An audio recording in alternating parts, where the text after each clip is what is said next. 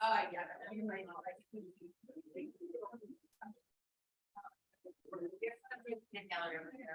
We all should have to do it. I mean, it's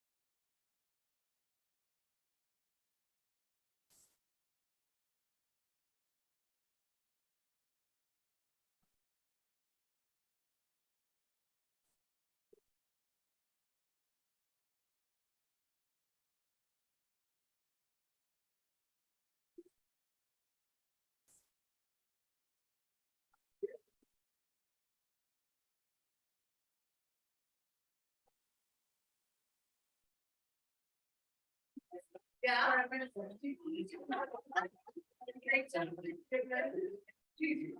How many short time is what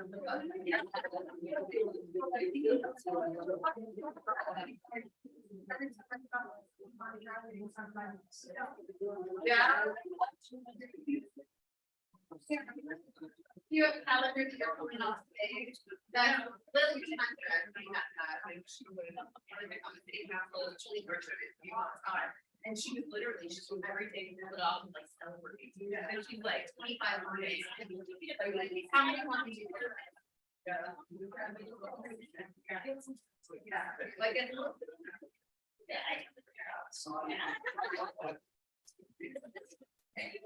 no, here's something I did wrong. I don't know what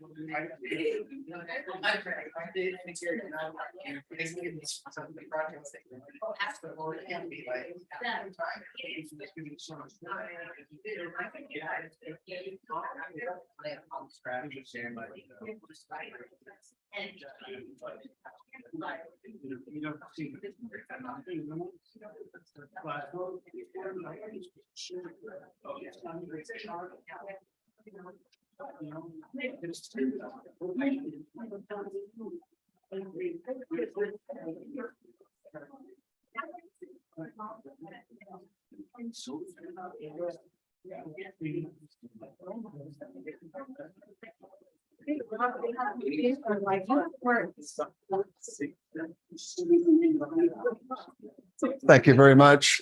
I'd like to welcome everybody here tonight. It is Tuesday, October 24th, 2023. It is now 6:30 p.m. and we're here for tonight's Puyallup City Council meeting. Want to welcome all of you here tonight as we gather on a fall evening. We notice that the days are getting a little shorter and the rain is starting to come a little bit more now, and the leaves are falling. And so this certainly is a changing season. I also appreciate all of the vibrancy in the air. When I walked into the council chambers, there's a lot of vibrancy and laughter and talking. And, this is really what community is about. We have all kinds of things that we face that we may have different perspectives on, but at the end of the day, we're a community, and we can find a reason to have conversations and smile and enjoy each other's company and perspective. So thank you all for that encouragement for me this evening as I walked into the chamber. So anyway, would you please join me as we recite the Pledge of Allegiance, please. I pledge allegiance to the flag of the United States of America and to the republic for which it stands, one nation, under God, indivisible, with liberty and justice for all. Thank you so much. Well, we have a city clerk that's going to please take the roll call, please. Yes, sir. Councilmember Dorr. Councilmember Ferris. Present. Councilmember Castema. Present. Councilmember King. Present. Councilmember Palmer. Present. Deputy Mayor Whitting. Present. Mayor Johnson. Present. Thank you, City Clerk. Appreciate that. Council, before us, we have an agenda, items 1 through, it looks like we're going all the way through. Where are we? Four pages, 1 through 7. Yeah. So council, unless there's any concern, I might entertain the approval of the agenda. Second. Okay, council, we have an approval of the agenda in a second. Those in favor signify by saying aye. Aye. Those opposed, nay. Thank you, council. Council, before us, we have quite a few consideration of minutes, 2A through 2E, going from September 12th, 2023 through October 11th, 2023. I might entertain a motion if you're so inclined. Okay. Second. All right, council, we have a motion and a second to approve the consideration of minutes, items 2A through 2E. Those who, if you're in favor of that, signify by saying aye. Aye. Aye. And those opposed, nay. Motion passes. Thank you, council. This time we have a proclamation, and many of you may have seen as you came in the chamber or have kind of floated around in the downtown core. You've seen some purple lights that have kind of been some of the tree down here and some of the poles. And of course, that's symbolism and awareness for domestic violence and some of the concerns around that evil and awful trap that so many people find themselves in. Domestic violence is not something that is rare, unfortunately. I think it's oftentimes too prevalent, and it crushes individuals and crushes children and families.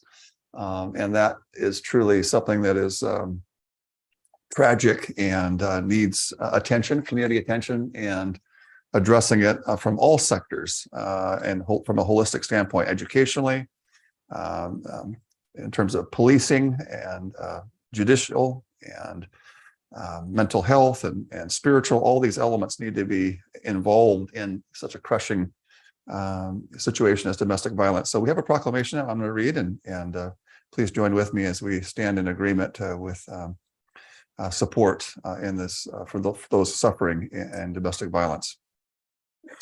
Whereas domestic violence is a public health crisis that involves a pattern of behavior used by one individual to establish and maintain power and control over another.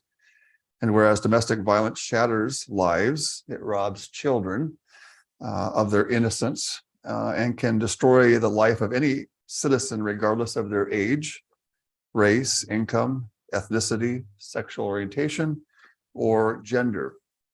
Whereas the Puyallup City Council applauds and encourages and supports the ongoing robust and compassionate efforts by police, prosecutor's office, and volunteer agencies to support victims of domestic violence. And whereas the city of Puyallup, as part of its commitment to end domestic violence, employs a domestic violence victim advocate to support victims during criminal process, assessing the vital and necessary resources, and assists in the prosecution of cases.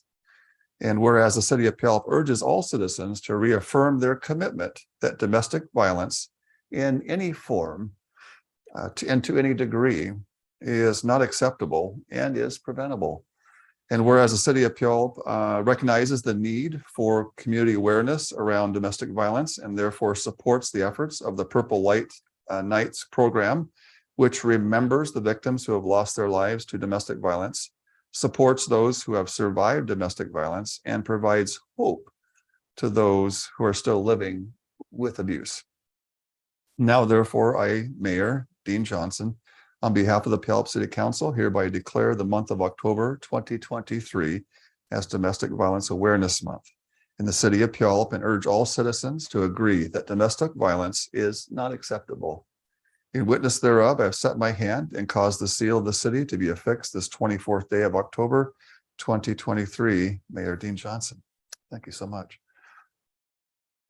There's no one here to present that to, so we'll hand that off to staff to get it to the proper folks to take that proclamation. Thank you.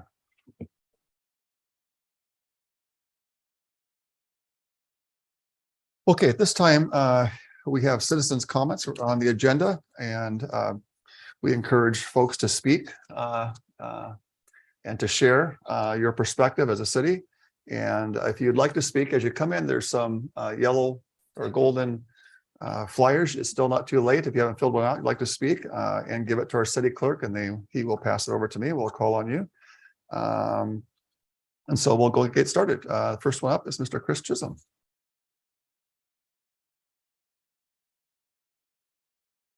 Thank you, Chris Chisholm, District 2.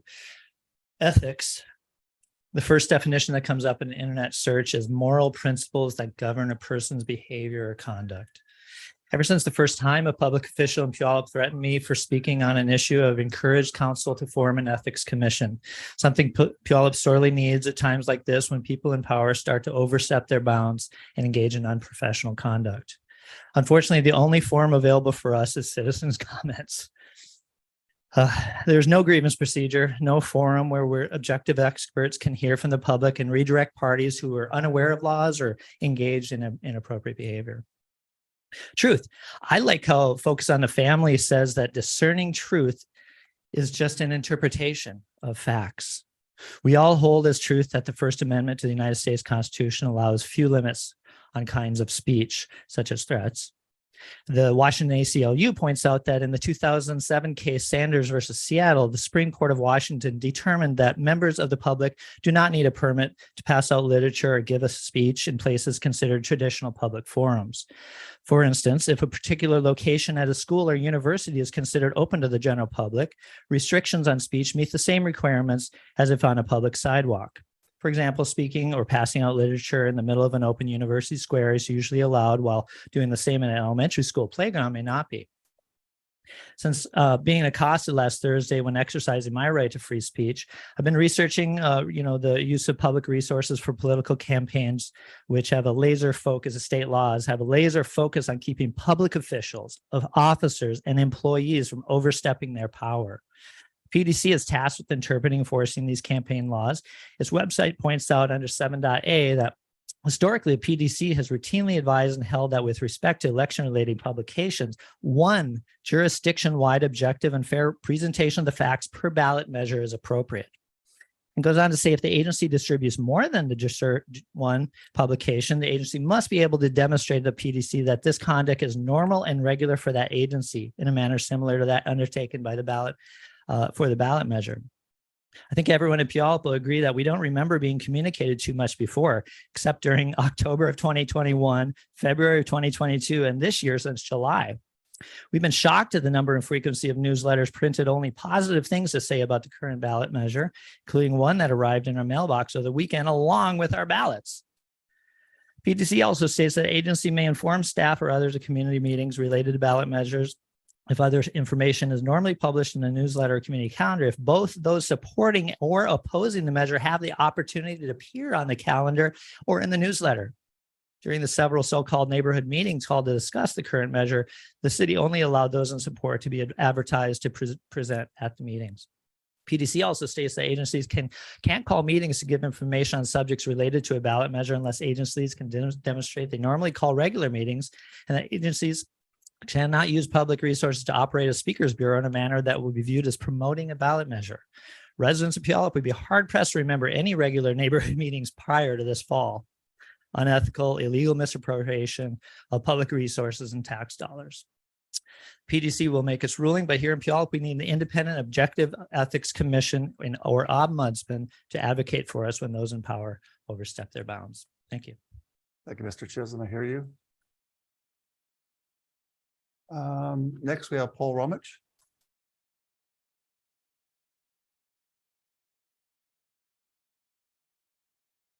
Thank you, Mayor Johnson. Paul Romich, District 1. I just want to thank city staff. I'm not sure who made it happen, but for putting out the sound transit survey on social media. We still have 5 days to take part of that survey and, hopefully expand, advocate for more service to Puyallup, which can only benefit our community.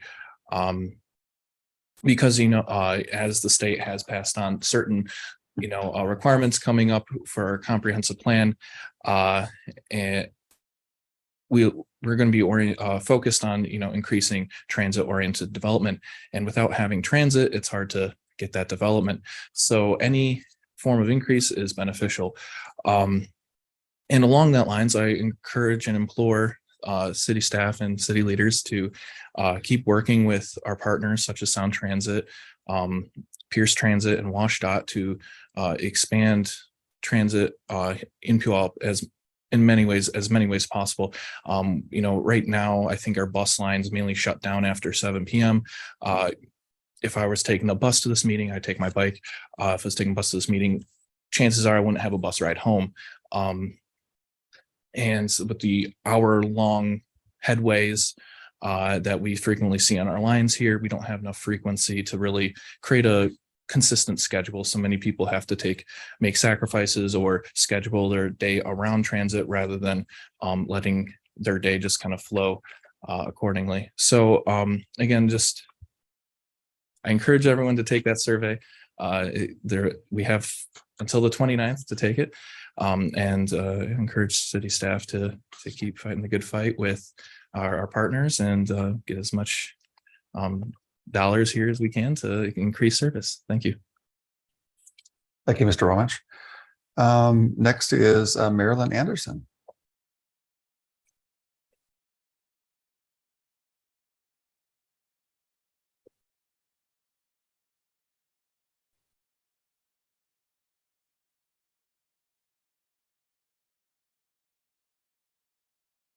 My name is Marilyn Anderson. My address is 911 11th Street Northwest.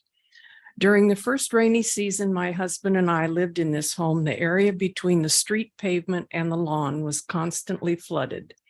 We called the city and were told the drainage system probably needed to be replaced.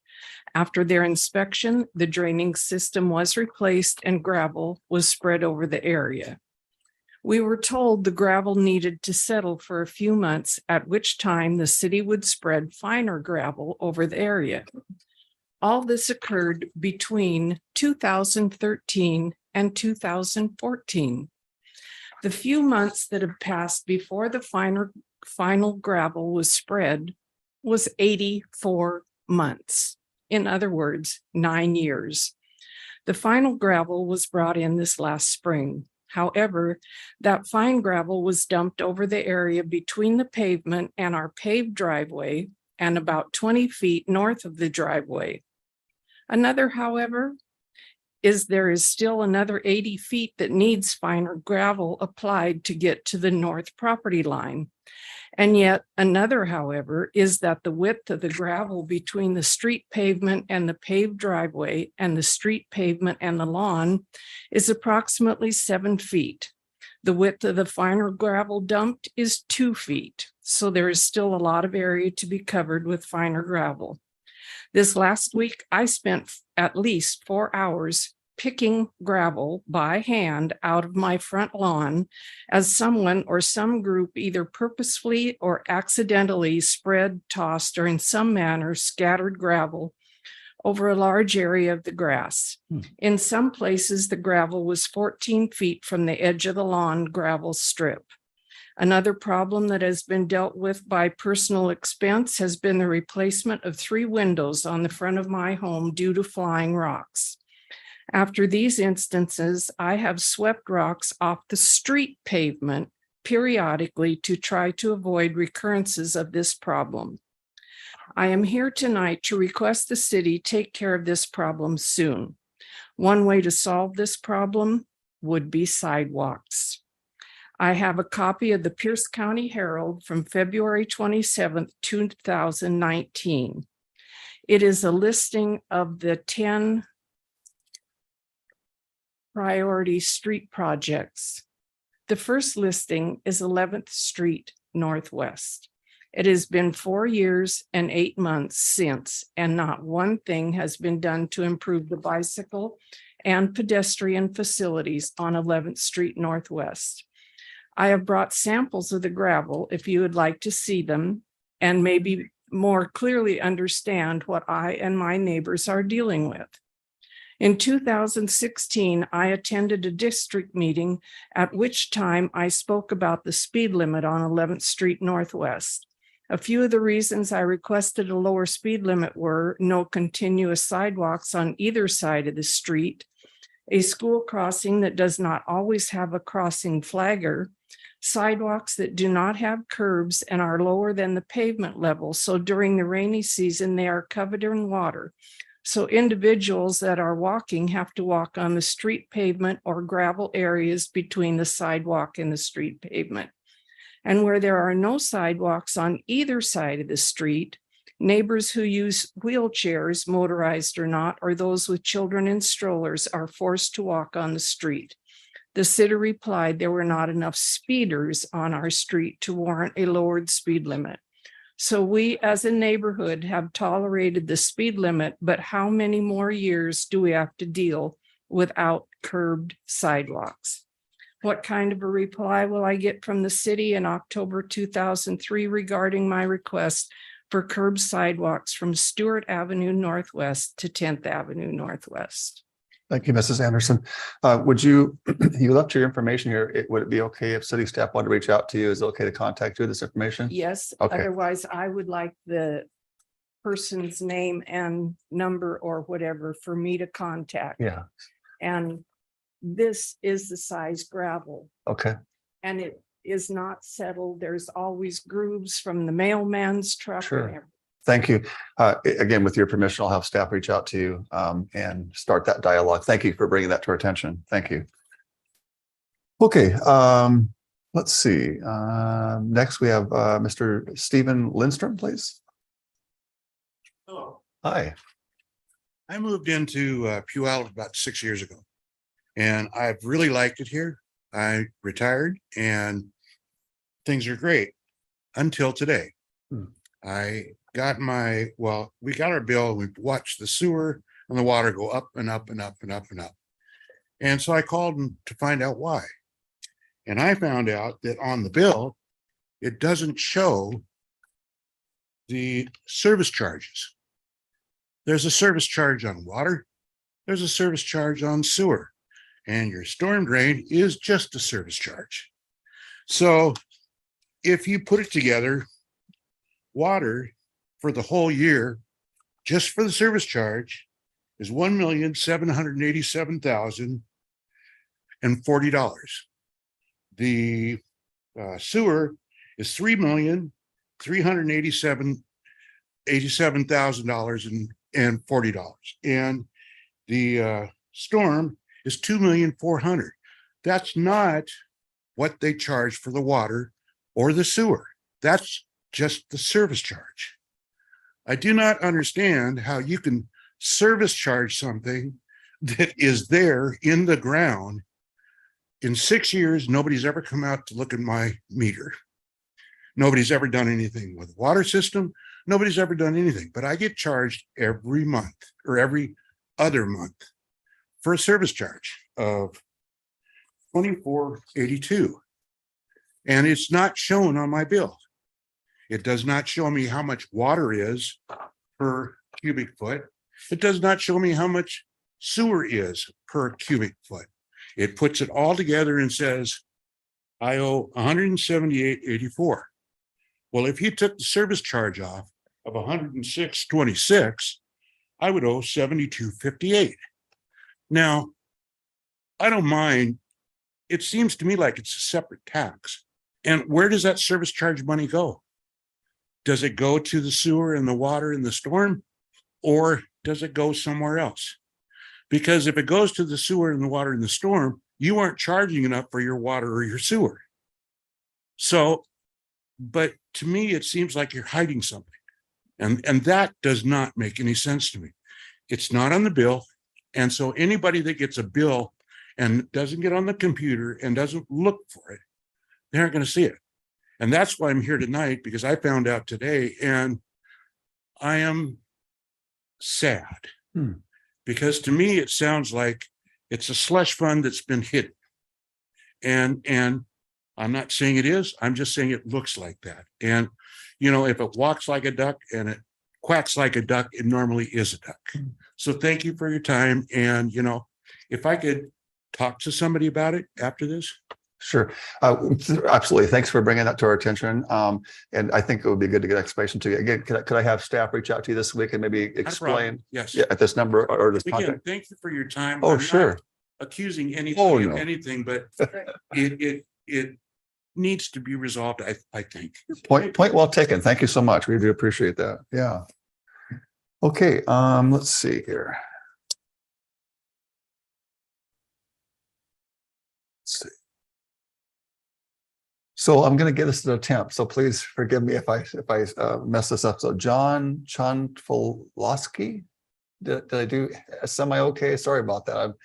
My pronunciation skills may not be the best, but my heart was there. Mr. Mayor, Yeah. members of council, staff, citizens of Puyallup.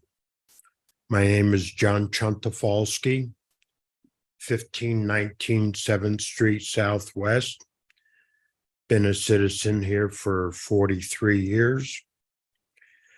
On October of 2022, I walked into my wife's bedroom. She had previously had a stroke 4 years prior. I noticed that she appeared to be deceased. I called 911 and asked to have someone come out to confirm. The fire department did come out. They confirmed there was no heart activity and recommended that the chaplain be called to assist me. Initially, I put off on that. After their encouragement, I agreed that it would be good for the chaplain to come. Senior Chaplain Mike Bosher did come. He was very helpful in his walking me through the process of the steps that we should take. I just want to thank the Puyallup Police Department Senior Chaplain. I really am thankful that he did help us. Thank you. Mr. Chontopolaski, thank you for sharing your story. Thank you for acknowledging those who have who served to try and go through tough times, and we stick together as a community. And again, we were sorry for the loss of your wonderful wife, and I am glad that some people stepped up to bring comfort in difficult times. Thank you for that. Appreciate that.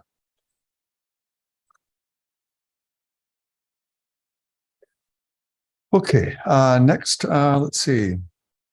We have Mr. Former Mayor and John Hopkins, who's going to inspire us with some words of wisdom here.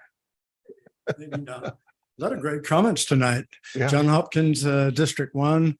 The last thing on the agenda is talking about parking and the parking garage. Well, that has no impact as far as the businesses go. If you talk to Meredith, you'll see that some businesses are paying a lot of money for parking. So keep the street permits in place. We need all the help we can get. Meredith is fully aware of that situation. And speaking of Meredith, big thank you as far as the sampling tea goes. Glad to be rid of that thing, although I've already coughed up my money, as have other people, but it's good that it's gone. But you know what's worse than $31,000? How about $300,000? How do I get that crazy number? It's called holding costs. If you have $1 million project, that's about $10,000 a month. And if you go 30 months, that's $300,000. And that's how long it took me to get my permit. Granted, there were some extenuating circumstances, and I'm not knocking staff, because once they got the complete application, they got done with it really quickly. They did a really good job. But the problem is, in order to get a complete application so that they will review it, you've got to have more than just an architect. You need engineers and consultants, et cetera, et cetera, et cetera. You can't do it with a simple architect. The architect says, no, I'm not an engineer. No, I'm not a consultant. I don't do that energy stuff. I don't do that traffic stuff, and you're the subcontractors, they don't do it either. So it's incredibly difficult to put it together. The only way you can really do it is with a super expensive architectural firm, a big honking firm. And that'll cut down things a bit, but it's still not enough. So how do you cut into that big time? What I would propose is do permits in stage, or at least have that option. Staff will scream bloody murder because it's way more inefficient doing it in phases. So charge more money. The permit fees are nothing. That's chump change. It's really nothing at all. I'd pay double the fees in a heartbeat if I could get through the process in half the time. I'd be so far ahead. I'd be absolutely tickled pink to do it. They probably won't want to do it, but if you can create that alternative avenue to go through the system and cut your time down, because $300,000 on $1 million project turns it into a bad deal. No one in their right mind would start it. Mine's almost done though, so thank you.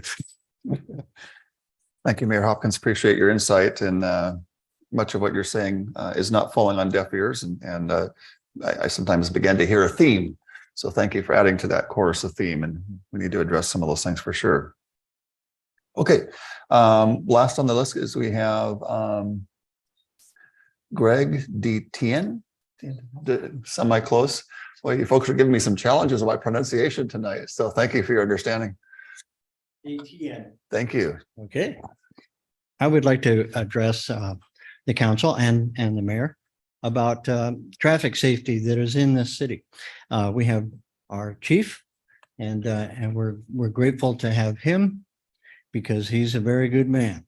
We're missing one officer that was on the list, and that was Julie Nolan. I'd like to address that she was a very good friend, and we're going to miss her. The traffic safety that I'm concerned about is that I live at 703 22nd Street, just at the corner of Stewart Avenue. And in that time that we've lived there since '87. Drastic things have changed. And that is that the traffic has increased its own speed limit to 80 miles an hour. And at times. That's self-serve, huh? Okay. It is a self-serve. Okay. I've seen them pass on the right. I've seen them pass on the left. I've seen one kid get killed because he wanted to show off to his passengers in the back seat or on the side, and he was killed in one of the trees that the Kiwanis Club put up along Stewart.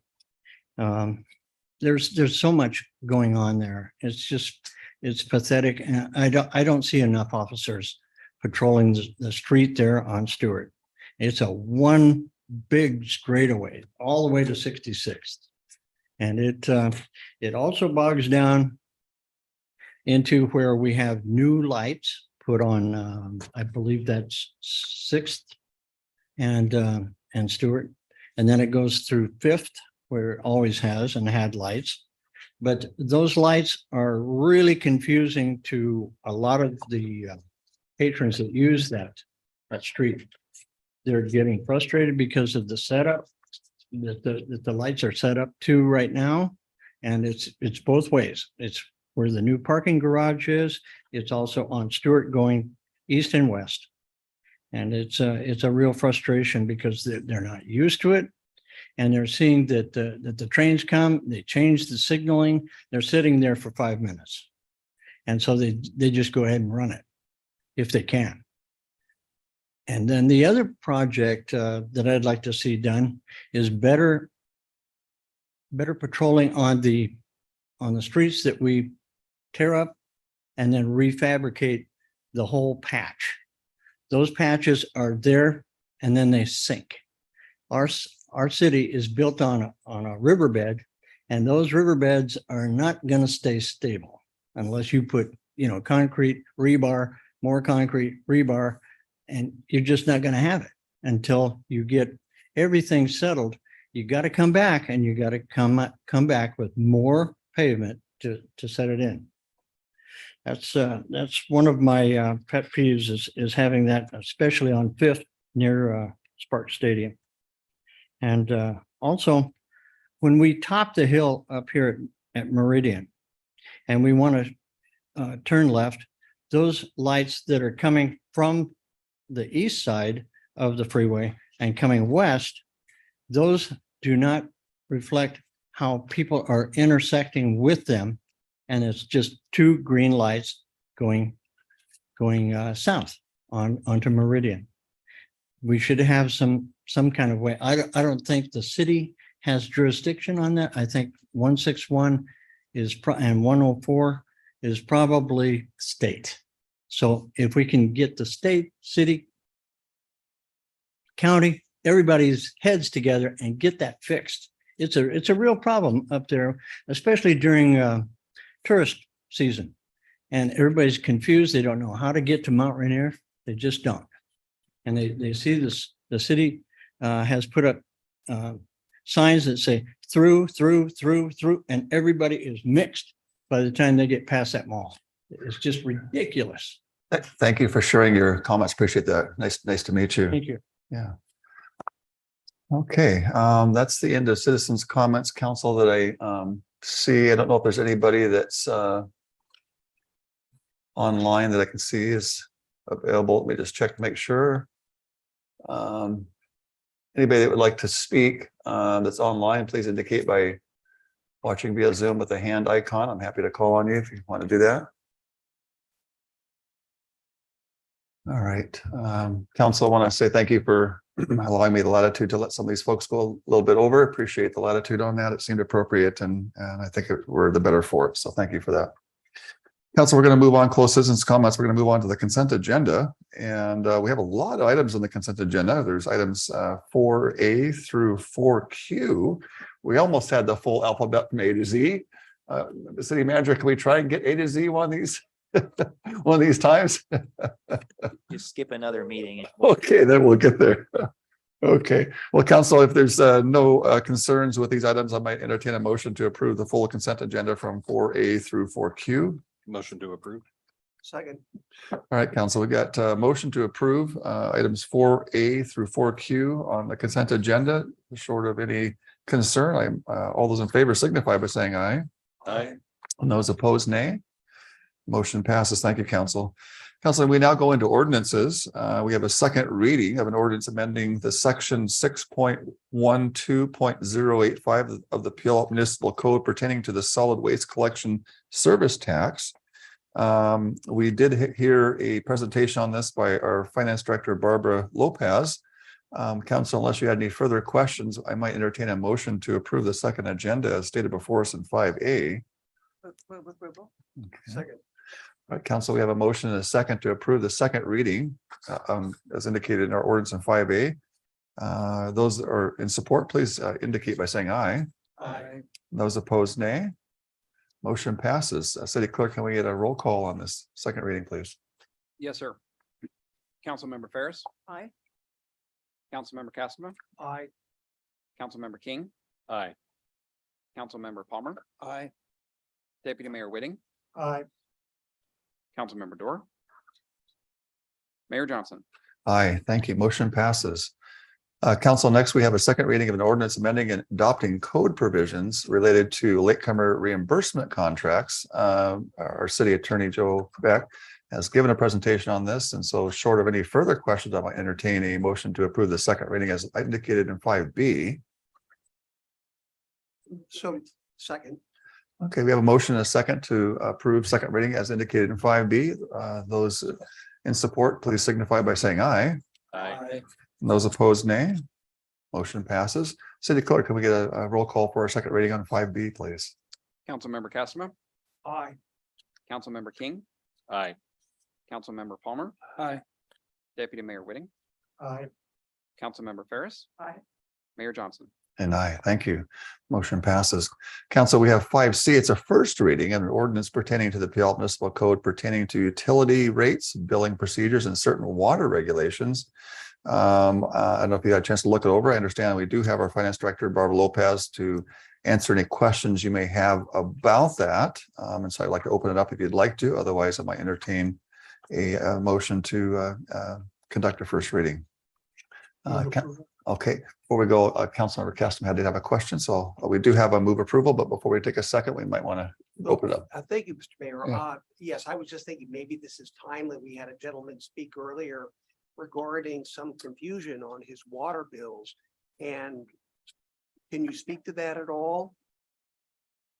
Actually, Barbara Lopez, Finance Director, I would need to take a look at his bill and have a conversation with him to be able to speak to that. Okay, but from what the conversation was, you don't think that this is relevant to that, or you don't? I don't believe so. It's a similar type of a topic, but I don't think that what this is doing tonight has an impact on that one way or the other. It's a separate conversation that I'm happy to have. Okay, thank you. Okay, Council, we have a motion to approve the second reading of ordinance 5C. If we have a first reading. Thank you for that. We do have a motion with, did you have a question as well? Councilor Ferris, please. Yes, sir. Yeah. Thank you, Mr. Mayor. Yeah. So Barbara, can you Yes. tell me, do we use the utility fund for anything else in the city? Can you explain this utility fund a little bit?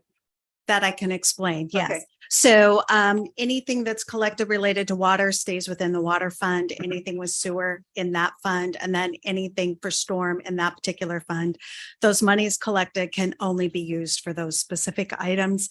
And it's all the maintenance, the operations, the capital, the paying of debt. So it goes to pay for all of those kinds of things within that specific fund. And do some of the staff wages come out of that fund? Staff wages, The staff that work on that those- work on those items, those that, maintain the water systems, the sewer treatment or the treatment plant, the staffing is in there as well. Yes. Okay, okay. From what your comment, that was the one question I wanted. None of that money goes into the general fund. No. For paying the police or nothing like that. Just, It- it's almost like it's own sort of separate city fund Yes, that can't be moved in and out just because Correct. we want to get a new desk or something. correct. Right. By So- law, it has to stay within that particular fund for that specific function. Right, and that was something I didn't know until I came on council, so I think that was a good point that was made by our citizen, and I'm happy that you'll have a conversation with them, because I think the problem is, I'm sorry, going off. No, go I for it. guess I only have a few meetings, so I guess I get some trouble.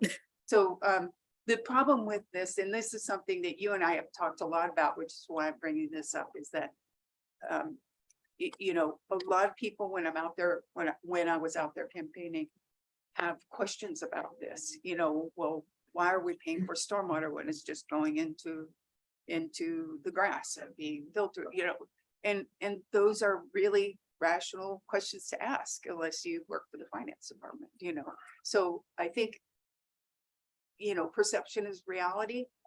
And this is something that I think, and I got the all the handouts, about the monthly, the bi-monthly, with they're going from bi-monthly to monthly. So I think that that will at least help, but I think understanding this without having to dig through our finance documents will be really helpful. For future newsletters and that sort of thing. Anyway. Yes. Okay, I digress. Thank you. That's great. You didn't digress. That's fantastic. Councilmember Palmer, please. Since we're addressing a little bit the public comment and context of this, I suspect, and you'll follow up, sounds like, that our bills include a fixed amount and then a variable amount. So there's maybe a service charge that's the same for every individual or family. And then there's a part that's dependent on how much you use. And so there's two pieces to it. So I suspect that's probably it, but that looked like it. That is correct. I would just like to actually look at Yes. the bill and have the conversation. Yep. Yes. Makes sense. Thank you. Yeah. Excellent. Okay, council, we do have a motion to approve the first reading as in item 5C. We didn't receive a second. Second. Okay, so we have a second now on to approve the first reading of 5C. Without any further questions, I'll entertain a vote. Those in favor signify by saying aye. Aye. And those opposed, nay. Motion passes for first reading. Thank you. Council, we have a 5D. It's a first reading of an ordinance amending the code provisions related to the appeal of the City of Puyallup State Environmental Policy Act, SEPA decisions. City Attorney Joe Beck will introduce the ordinance and give us a riveting presentation. Thank you. So for 30 years, we've had a hearing examiner. We may have had one longer, but that's how far back our hearing examiner code goes anyway. And hearing examiners were introduced to take some of the load of reviewing land use decisions from the city council. And so we have steadily removed appeals to the city council from our code. And this ordinance deals with one of the few remaining instances. It may be the single remaining instance where a decision is slated to go to the city council for appeal of an official's determination. And this ordinance will revise our SEPA environmental review appeal process. And what it does is it relieves the council of the need to hear these appeals. And in some cases it sends some of those decisions to a hearing examiner where it makes sense. Generally in the case where we have a development that's occurring in the city and we're making decisions on permits, we want those decisions, those permit decisions, which go and land use decisions, which currently go to the hearing examiner, to go along with the environmental review decision as well to the hearing examiner. Some items will go straight to the Superior Court under this revision, but nothing will come to the City Council any longer. And the reason for that is because our environmental review process has got steadily more complicated over time. We're dealing with bigger and bigger bodies of information to review and longer hearings. And we're facing a number of fairly complicated environmental review type decisions that are currently being prepared or are coming up in the next little bit. And the risk of leaving this as an appeal to the city council is that the city council could end up being on the hook for a fairly lengthy hearing. It's possible that you could end up with a week or a 2-week hearing that needs that much time. And it doesn't lend itself to a council body doing that type of in-depth review, spending that amount of time. So what this does is it takes it and splits those appeals to the hearing examiner, city's hearing examiner, or sends them directly to the Superior Court. And it'll be more streamlined, it'll be more economical, and it will be good both for the city and for applicants to cut through the red tape, so to speak, on appeals to a certain extent. At least that's my analysis of the thing. You can make your own determination on that after having looked at the ordinance, but that's what's before you tonight. Okay. Could I have some questions? Just want to make sure we're thinking this through. I see the rationale and the thinking behind this in a scenario situation. The question I would have are there cities in our region that's setting precedents that still offers this council review that's still in place that might still be active? And then secondly, does this strip away council / citizen elected councils to weigh in on issues that we could control, whereas we go to a hearing examiner, we're kind of bound by an independent source that does not live in our city, that may have no skin. He's looking, perhaps he or she is looking objectively, but maybe not, doesn't have any skin in the game, and so could perhaps rule in a way that could be hindering to our city, and council didn't have a chance to weigh into the impacts, even though we may be, quote, into technical stuff. But with staff input advising us, I imagine we could have some knowledge to weigh in. So my only concern is, are we stripping away protection mechanisms and hiring that out to a third party examiner that we're kind of left with their decision, which may not always be in the good case of constituent coverage? Well, there's no doubt that this will take these appeals out of council's hand.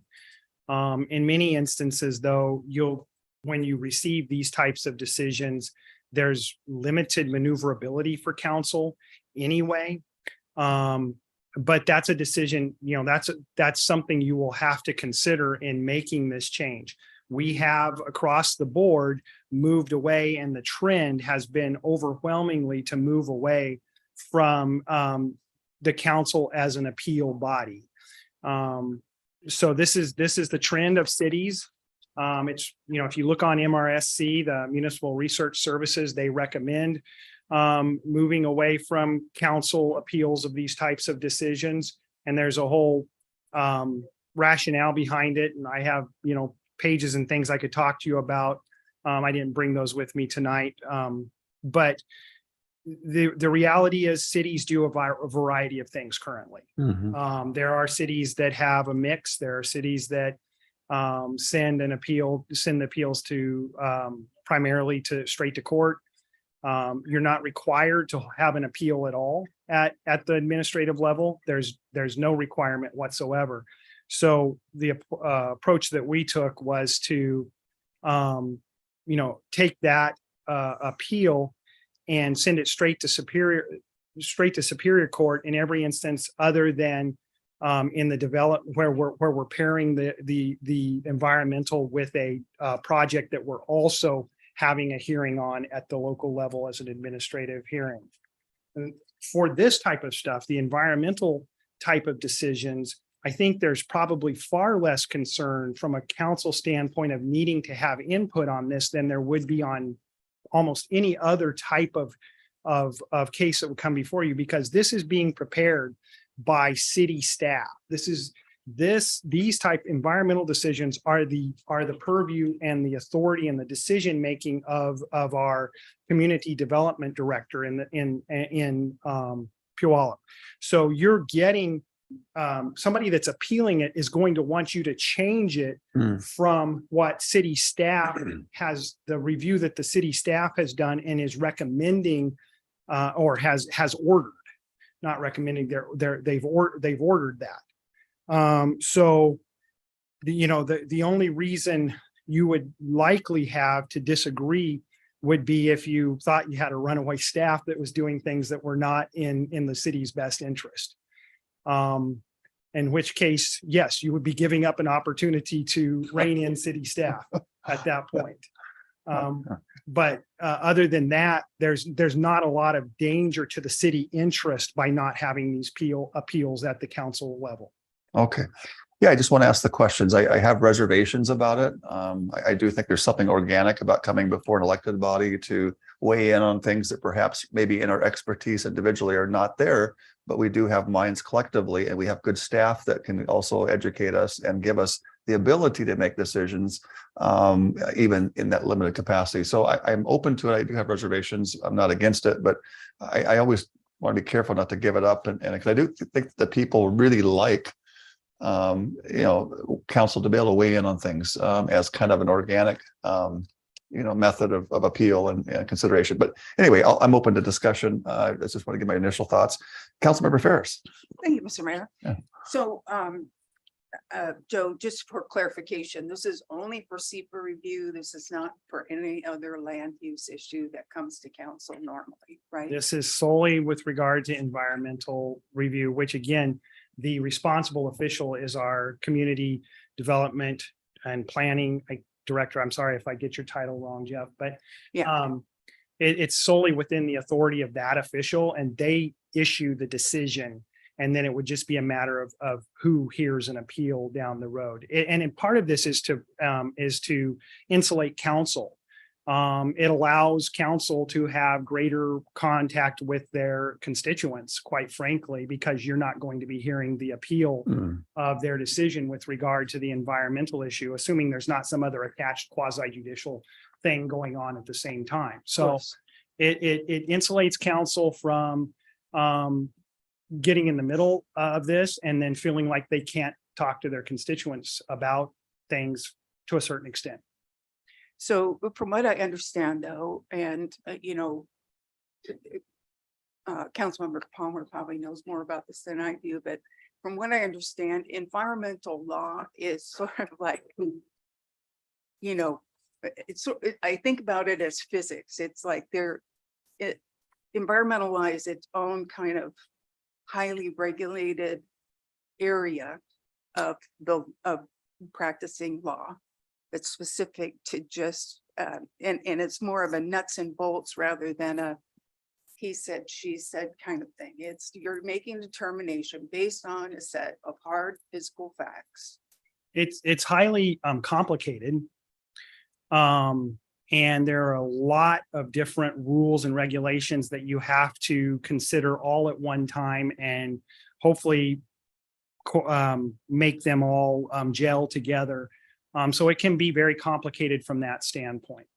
And so from my experience, and this is one area where you guys bring this to us and you, as the lawyer for the city, including city council, and we all have bonds, which I would prefer not to have to pay off my bond. So the bond is for something that council does or says in the forms of their duty that causes harm, then the city can be impacted. So when this stuff comes to us, we're given a whole list of, please don't go this way, don't go that way, try to limit your comments. And personally, I'm not the most exact speaker. I don't know if you've noticed that so far, but the thing is that I end up sitting here with my hands up when this comes up because I'm so stressed out. I just don't say anything at all. So I think rather than having it come up to us, none of us being attorneys at all, the closest thing we've got to anybody that has experience with EPA is Palmer. So the thing is, I think having a arbiter that is a judge outside in some way, whether it's a hearing examiner or Superior Court, I think that is the best possible way for it to go. Because the environmental regulations that we have, there are some that are hardwired according to federal law, I imagine. Are there any environmental laws that we personally have a policy on that you have to take into consideration? Yes, our environmental, we have a whole chapter 21, I think it is, our title, I mean, in our code. And they are we within a parameters, the city gets to adopt our version of what the state requires and the federal law requires. So we have some flexibility when we adopt those environmental laws, but we're required to adopt them, and we're required to adopt them within certain parameters. So in many cases, we're simply passing along what the federal government and the state says we must do. And you're determining based on what limited areas that we can, as a policy body, determine in our code. Is that what you're saying? Is there anything in there that we have to say, yes, we should do this as a body? No, you set the overarching you set the parameters when you adopt the code. And so what we're doing at the staff level is we're applying what you as council have adopted Got it. for environmental controls in the city of Puyallup. Okay, sometimes the words you say aren't clicking in my head, so I apologize for the repeat, but that's all my I'm sorry, Mr. Mayor. No, you're good. So No, thank you very much. you're great. Well, council, I exercised my concerns after hearing some of the dialogue. Continuing after that, I'm comfortable moving forward with first reading on this. So unless you had any, Councilmember King, please. Yeah. Thank you, Mr. Mayor. And you may have touched on this. I was just wondering, were there any adjoining jurisdictions near us that have also adopted this method? I am not certain that anybody has adopted exactly this. In fact, I'd be quite surprised if they did, because I drafted this myself and didn't copy it from anybody. I did review some other codes, so I don't think there's anybody that has exactly this format. I did look at some that had still hadn't updated for the last 20 or 30 years, much like we haven't updated for the last 20 or 30 years. And then I saw some that had eliminated administrative appeals completely. So it's a mix. It's not uniform by any stretch of the imagination. As far as it's not coming to mind, nothing's coming to mind for me regarding adjacent cities at the moment. I know I looked at some of those, but I just can't remember exactly what they're doing at the moment. Seattle, Tacoma, anybody come to mind at all as far as any city that's doing exactly this? Something similar? Yeah, I think there's cities I've looked at. I'm trying to think. I think it might have been the city of Shoreline I saw that was similar. I didn't look at Seattle. I didn't look at Tacoma. I tried to look at, I glanced at some different cities that were more our size. Thank you. And I can certainly do some more comparison if that's a concern for council and bring that back if it's a concern. I did consult experts in the field in working on this and spent quite a bit of time on trying to make sure it was right and complied with state law and gave us the best, in my opinion, the best mechanism for handling these things. So it wasn't slapdash by any stretch of the imagination, but I certainly could come back with some additional comparisons from surrounding communities. I just don't have that at my fingertips tonight. Thank you. Okay, great. Councilmember Palmer. Thank you, Mr. Mayor. Sure. Just to follow up on Councilmember King. I'm not so concerned about the exact comparison between others, but there's not many that retain the city council as being the appeal of a SEPA. Is that correct? That's my understanding. I haven't done a comprehensive survey, but that's my understanding. I guess the way I would put it is anybody that's looked at it in the last 10 years has moved away from the council appeal, maybe the last 20 years even, where you see sort of across the board appeal to council. It's usually smaller cities and that have not touched their appeal code in a long time. Gotcha. Okay. Yeah, I understand, Mr. Mayor, your concerns. At one level, I can look back at some land use decisions that we've had, and it's important to have, different views on that, but I understand what you're saying. However, I think it is pretty technical and is pretty detailed, and it would be very involved. And if you have an appeal, most likely it would be appealed to, if it's a serious matter, it's going to probably end up going to the Superior Court anyway. Yeah, and So it's almost like an intermediate step in some sense. Right. The hearing examiner would create a more factual record than we would think. Certainly. I mean, Yeah. we're not very good at establishing a record of decision. We're gonna have all sorts of different comments and stuff. And so I think establishing that And if it does get it, most likely to be appealed to Superior Court anyway. And so having that factual record is probably good. Yeah, I agree. I think I was thinking that too, as I had some of my initial concerns and it wasn't, I was against it. I just kind of wanted to voice that and publicly articulate that. I'll go to you, Deputy Mayor, but just a comment to that. I mean, I think sometimes we in our fact finding, an inquiry in a formal setting can oftentimes say something that can be incriminating against us, that people could use against us in court, saying that council members so-and-so said this. And so it kind of gets a little bit nuanced, right? In our fact finding that could, make it a little bit more, where attorneys have to do a little bit more covering. So there is probably some wisdom in that. So Deputy Mayor. Yes, I've listened to this discussion and it's, I've come to the conclusion that this is a pretty technical area. It's a pretty complex area, and I pride myself on knowing my limitations. So I really don't want to have anything to do with this. I think it's better housed with somebody that's got a lot more expertise than I do. So I move approval. Okay. Yes. So we have a motion and a second to approve the first reading ordinance listed in 5D. And without any further questions, I'll make a call for the vote. All those in favor signify by saying aye. Aye. Those opposed, nay. Motion passes. Thank you. Okay, council, before us, we have a resolution. It's in item 6A. It's a resolution amending the city's residential and targeted area and setting a public hearing date. I understand that Rachel Brown, our associate planner, will introduce the resolution. And is she here? Okay, there she is. Okay. She's going to give us a riveting presentation on this resolution. Hello, good evening. Is on? Oh, yes, it is. Hello, good evening. Mayor, City Council members, Rachel Brown with the Planning Division. Yes, I'm here to introduce to you a resolution amending the residential target area of the multifamily tax exemption program.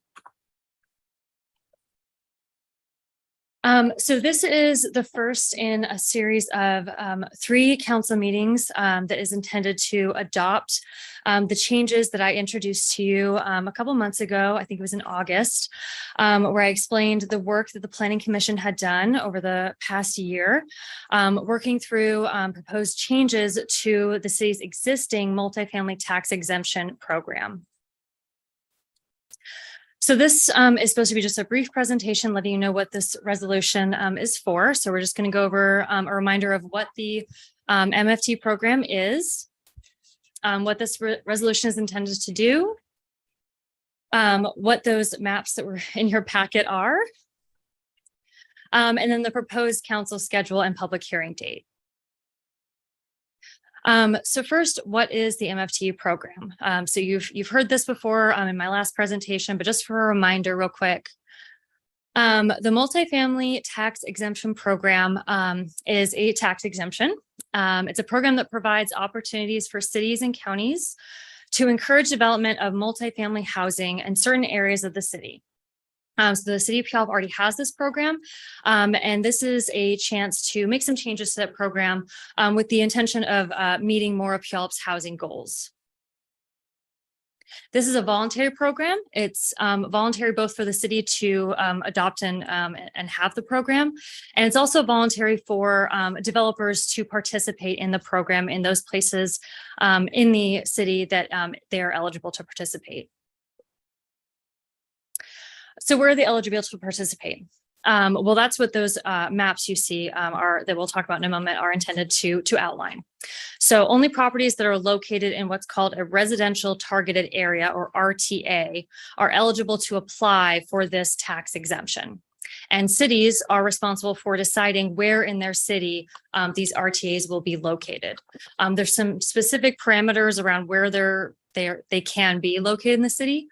But the city ultimately gets to make that decision. And then the program itself, the program can offer an 8, a 12, or a 20-year tax exemption. Each of those tax exemption lengths of time have different requirements for public benefits, such as requirements for affordable housing. And the program is codified in PMC Chapter 3. So the resolution before you, what is it for? As I mentioned, in order to adopt the changes to this program, there are specific steps that we have to go through. The first is a resolution, which is what's before you tonight. It's a resolution stating where the city is considering making changes to that residential targeted area and then setting a date for a future public hearing. At that future public hearing, the city will consider changes to that residential targeted area. And then that public hearing date is usually combined with a first reading of the ordinance that also codifies those changes and any other changes to the MFT chapter as well. And we talked about those changes in our past meeting. And we'll talk with them further during the first reading as well. And then the last step is a second reading of the ordinance, adopting those changes, and that's the final adoption. Okay, so to the maps. So I included one map as part of the resolution and then several maps as part of this presentation to kind of explain what the resolution is trying to do. So this first map has several important layers on it. The first layer in yellow is our existing residential target area. So this is the area, as I mentioned, where the city already has our multifamily tax exemption program. It's located in our downtown area, and it's located in a portion of our downtown regional growth center. Our downtown regional growth center is shown as well on this map. It's shown as the dotted outline that's colored in light gray. Rachel, can I just interject for the yellow kind of helps me in big scope, but can you kind of give me some parameters? How far like south does it go? Like the fairgrounds and then up to as far north as what in terms of this regional or this tax exemption multifamily area, this yellow? Any gauge on what kind of cross streets without getting exact? There we go. Where are we at here?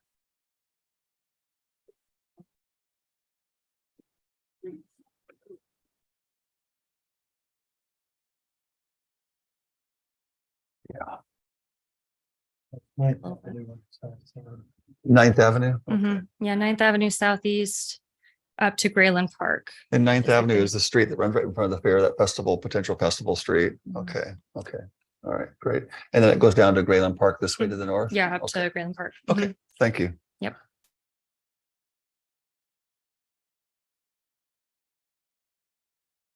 Okay. So those are the first two layers I wanted to draw your attention to. The third is the black. So the black represents what would become the newly expanded multifamily tax exemption residential target area in the immediate future. So as of today, essentially, based on today's current zoning. Okay, so we'll start with an explanation of what's existing today. So as you can see, the existing multifamily tax exemption area is just a portion of the regional growth center. So the city of Puyallup has actually two regional growth centers. The first one is in our downtown area, and the second is in our South Hill area.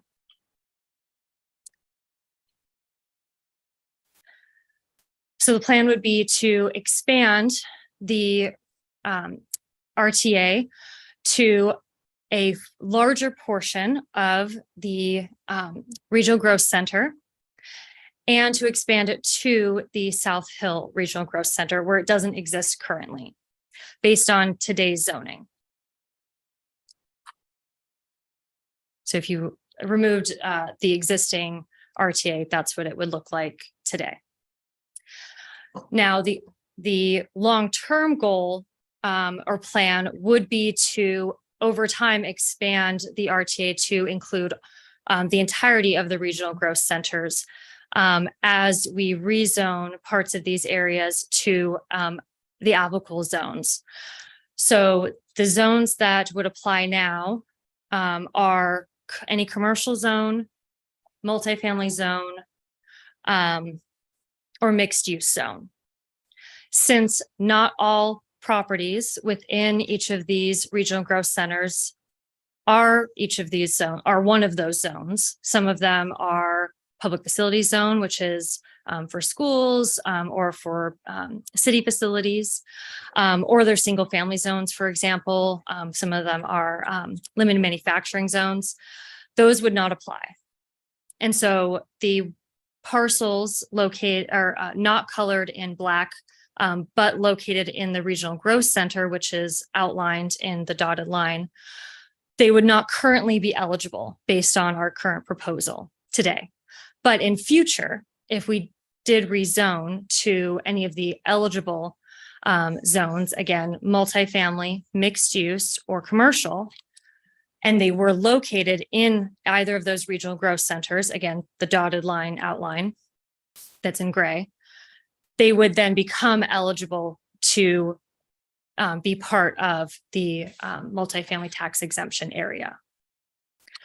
So that could potentially be done as part of our upcoming comp plan amendment cycle, or later, even farther in the future. So essentially what you're seeing here is the black is, you could say, the short-term plan. So as of like today's zoning, that would be the new RTA. And then the dotted outline is, if you imagine, the long-term plan. So as future zone changes result in additional parcels being added to the area that is zoned either mixed use, multifamily, or commercial just within the border of these regional growth centers.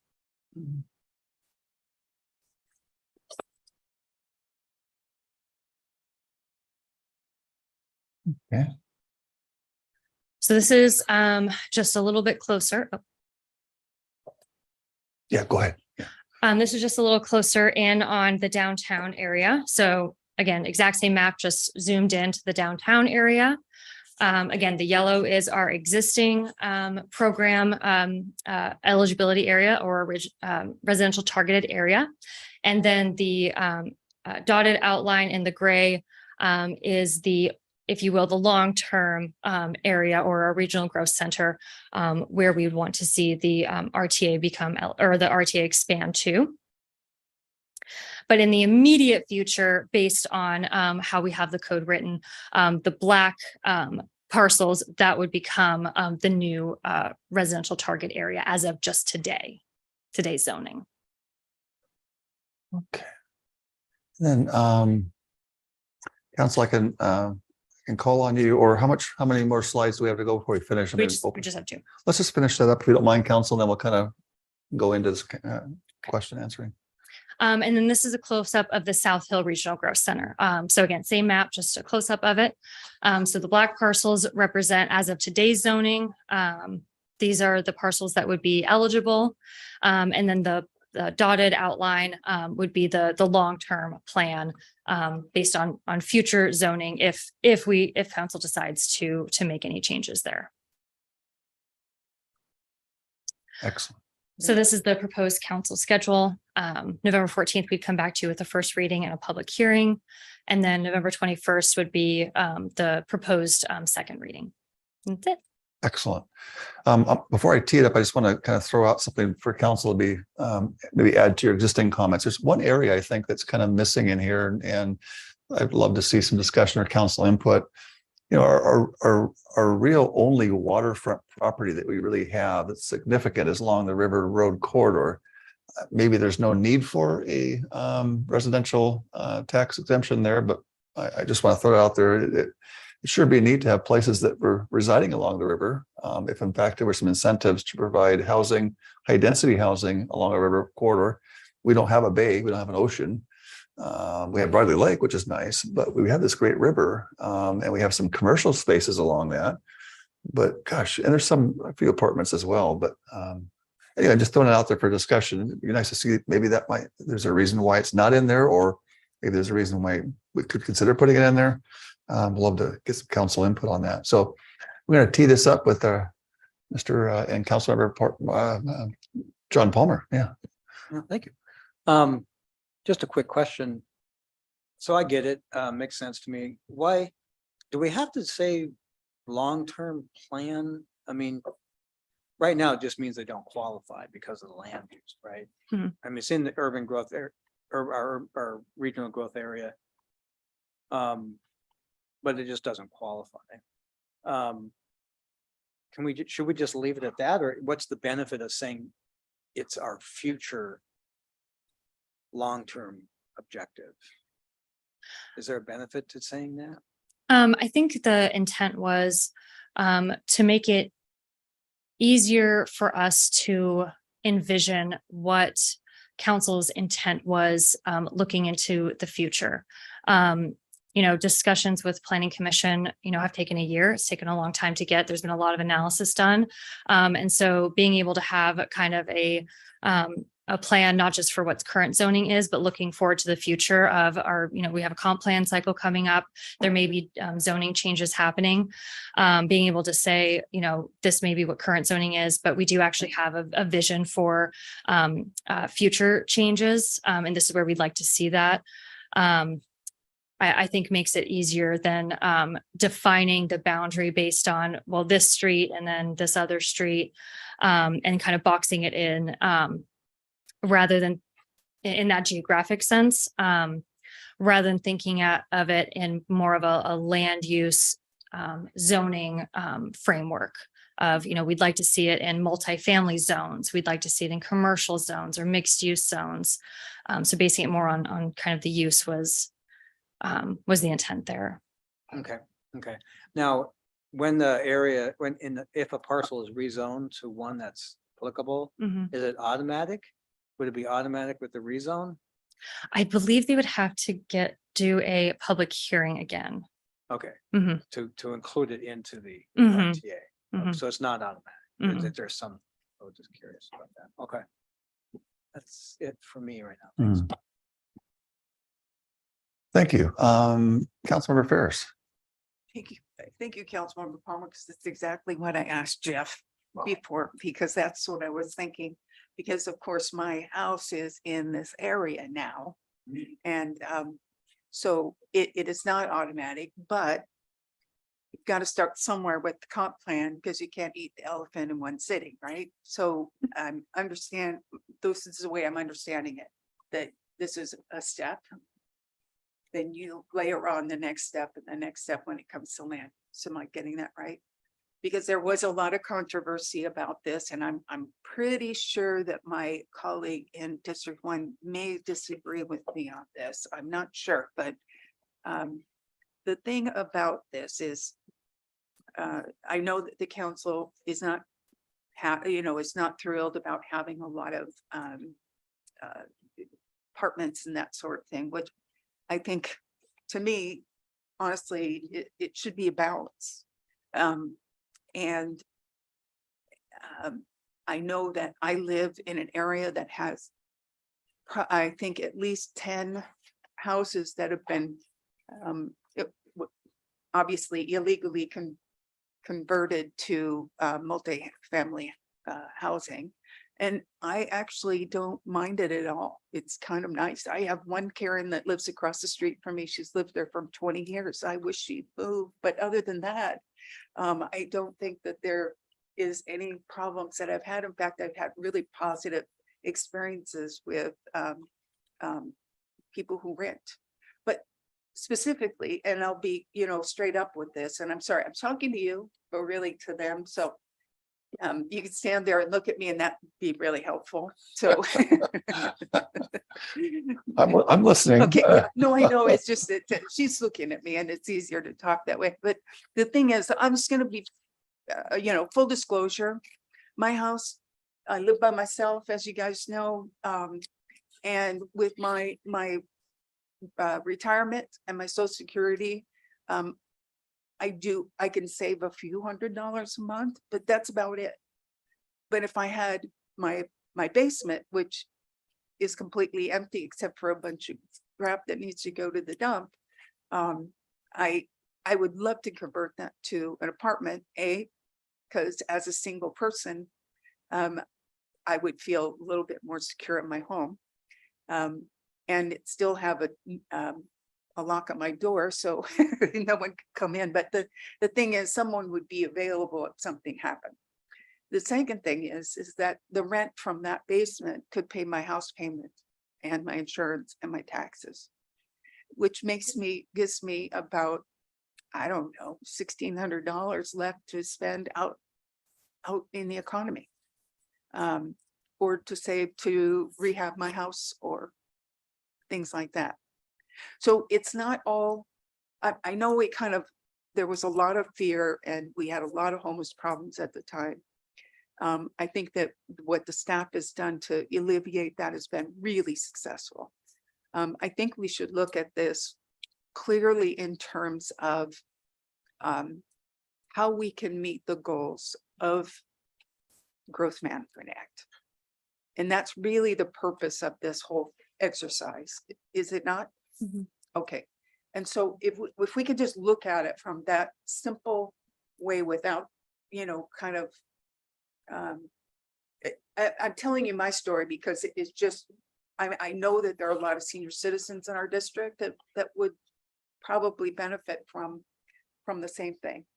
So, and I haven't done it because I know it's not zoned for that, but I would love for the next step for the zoning to come back and be able to have, especially if you have an owner occupied, space. So I just encourage people to keep an open mind about this. I will support this in the areas, especially they're in the growth management, the RTA, sorry.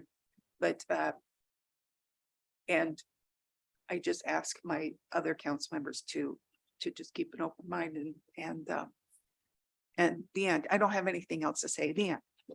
Thank you. Councilmember Castleman. Thank you, Mr. Mayor. Yeah, I agree with many of the comments made by my colleague previously. I think, however, it's not, as council members, just meeting the goals of the Growth Management Act may be somewhat narrow and leave us with a community where we have everyone renting. And I think you look for a balance. Right now, well over half the people in Puyallup rent, they don't own. And when homes do come up for sale, you have investment bankers who are buying them at a voracious rate. In fact, the estimates are by 2030 that 60% of all single family residences will be owned by investment bankers who will in turn rent them out.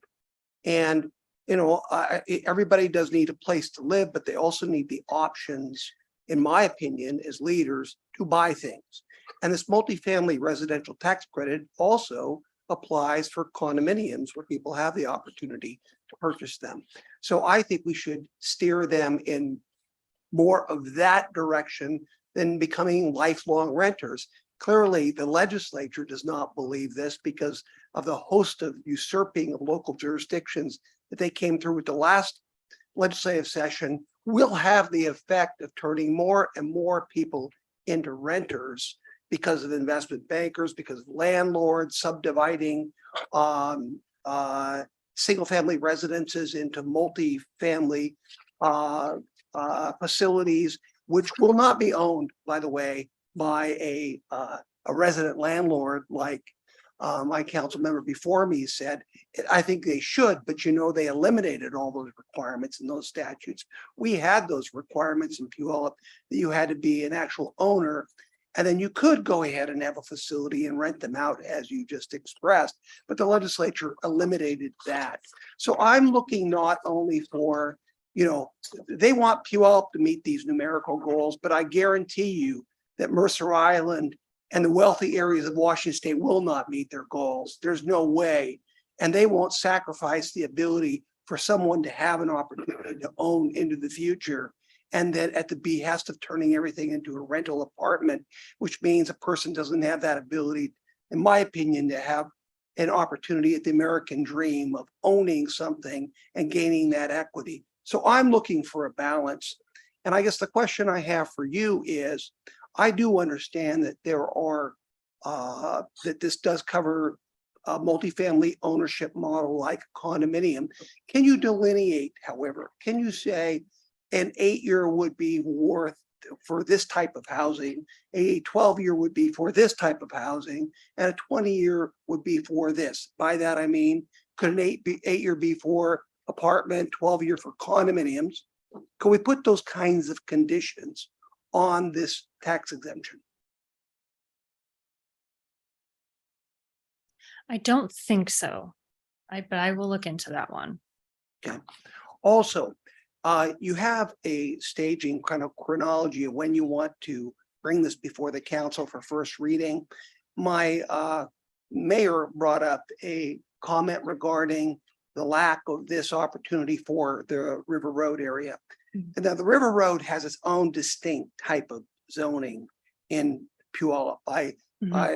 Hopefully there's a guru here can help you out what that's called, but it's specific to that area, but it's commercial and it's residential. And I don't see it on this map. Can I ask you why you didn't include that? We did discuss that possibility with the planning commission. And we had also discussed at one point that possibility with the city council. It sounded from what we heard from the city council that taking on too much of an expansion too quickly was it wasn't clear that would be approvable. So it sounded to us like it would be best to maybe start with the regional growth centers. The River Road is not a regional growth center. It does have its own neighborhood plan, however, and it does have a commercial area. It does have dense housing, so it could possibly qualify. And in fact, it was something that we were thinking of taking a look at during the comp plan cycle and bringing back to the Planning Commission for consideration as another area to expand into. So if the council is maybe thinking of having wanting to see that possibility, that's definitely something we were already planning to bring back to the Planning Commission. Right, but I think you also need to put a caveat on all of this. We've had the multifamily tax exemption already, and we haven't had anyone take advantage of it in 15 years, maybe even more so. So I don't think you're going to have a mad rush all of a sudden, even with these expansions to this, unless we do bundle it. And I'd like to talk with council members about bundling, other types of incentives for people to build multifamily, more dense structures. And I'd like to bring those proposals forward that would be of the condominium end of the spectrum. But I think once you combine those, I think you can probably get people accepting this more. But I don't think that if you just open the third venue like the river front, you're all of a sudden going to have a mad rush on the planning department. I don't think that's going to happen. So as long as, I'll give this some thought in the interim between now and when you want this to come forward. And that would be my correct ample opportunity, however, to bring that up as an amendment, correct? All right, thank you. I'd like you to answer the question, do research as to whether you can delineate the 8, 12, or 20 based on the type of multifamily structure you're looking at. Thank you. Excellent. And I'm going to call on Deputy Mayor, but after he's done, I do want to tag up on that delineation of, and I'll have a question maybe for city attorney or others as well to open it up a little bit, because I do have a question and along that line. Deputy Mayor. Yeah, my question related to the difference in rates, and we haven't discussed those tonight, the 8 versus 12 versus 20-year tax exemptions. Do you have plans to designate particular parts of this, or is it a free for all where you can get an 8, a 12, or a 20 for the whole area that in the RTA? We do not plan to make specific areas designated as different rates at this time. So we don't have. Do we have anything in our code on the 20-year yet? No, but that is a plan to add the 20-year to both areas. And is that a state requirement, or is that something we have options for here? That is an optional addition that is proposed to be added. Yeah, I think weighing in on that early on, 20 years is a long time, and we'll have to support a lot of services for these things for a long time. I'm a little skeptical of the 20-year tax exemption personally. And having some of these things, different RTAs for different tax rates, I think there's some benefit to doing that in terms of targeting particular areas for particular types of development. So the 8 does not require any affordability features, and in our down near our train station, I think would be beneficial to have some affordability characteristics to it, because it allows people to not have a car and just jump on the train and so forth. So there, I think I'd like to give the use of the different MFTE terms some consideration as we go forward. Thank you. Thank you, Deputy Mayor. Councilmember Palmer. Yeah, thank you. Following up on that. So what's before us tonight is a resolution on just the area, RTA. Right, and setting a public hearing For for that. the 14th And when is the ordinance that gets into the on the same day, on the 14th. on the same day? Mhm. And we did have a discussion about that. I thought we landed in I don't know if it's consensus, but I mean, I can't remember these details, but we did talk about them. Did you have a sense of where we landed from the previous conversation when we talked about 8, 12, 10, I mean, 20? My sense was what I had brought to you was agreeable. Oh, okay. I can't remember.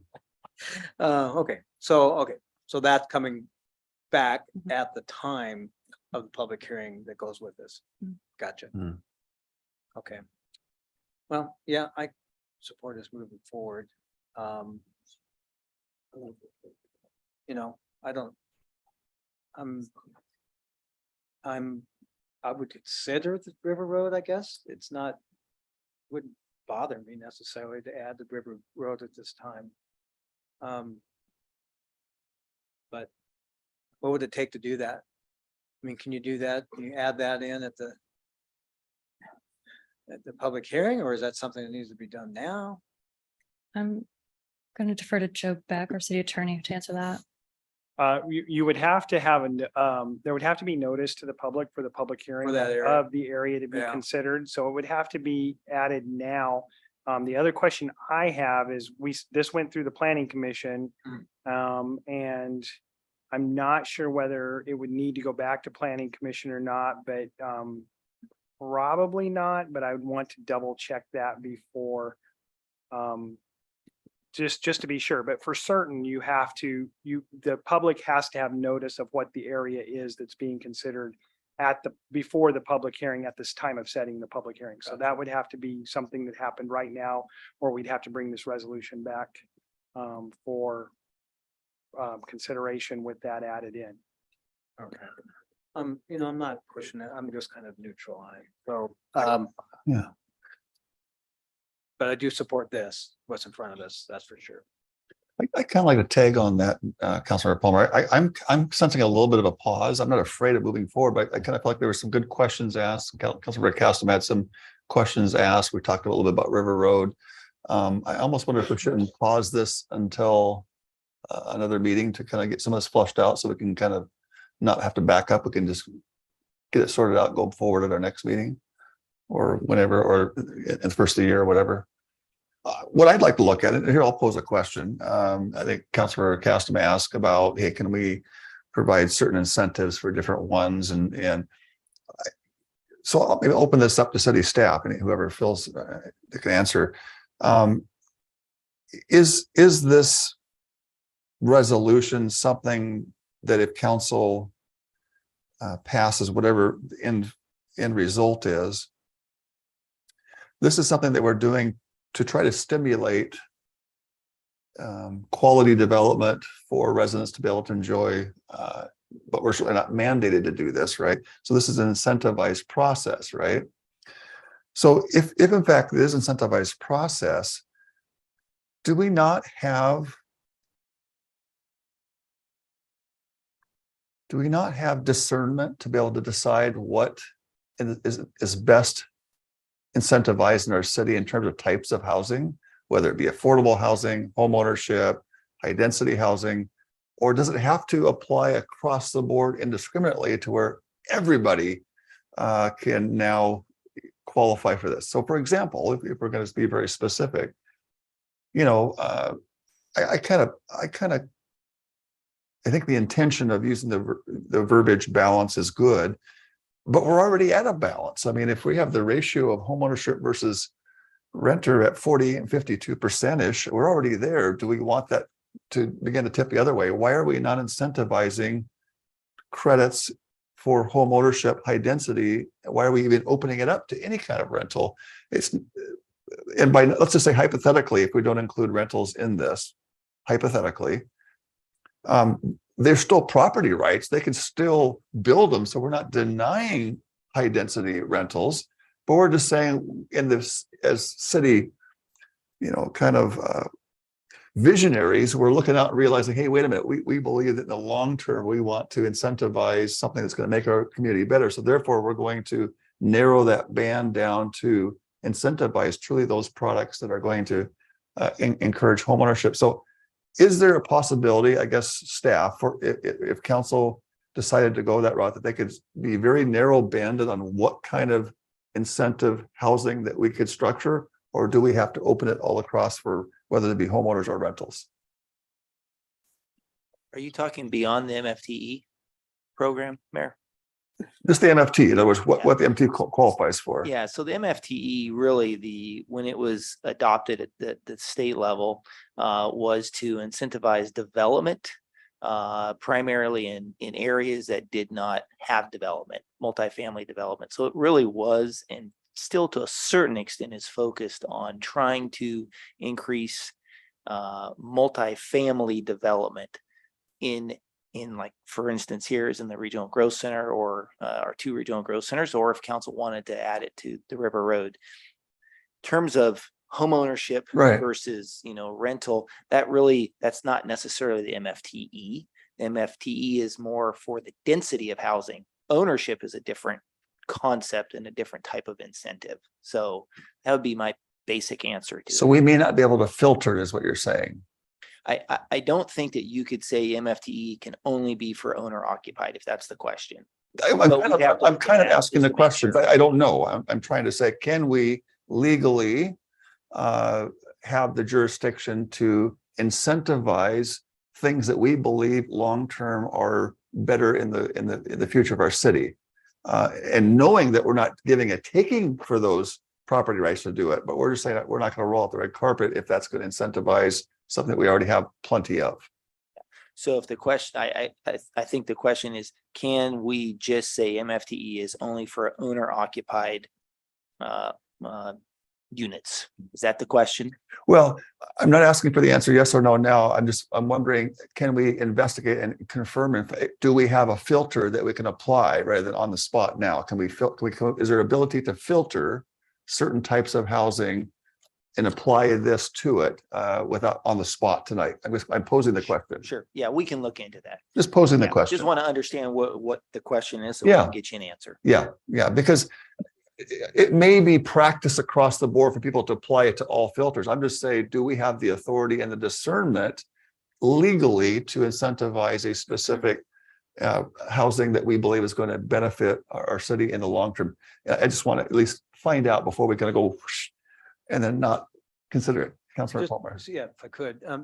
Tonight is just, the resolution is just for the area. So we can make that decision tonight to move forward. And then during the public hearing is when we have the ordinance, which actually has that stuff, the 8 to 12. And those kind of issues can be brought up then.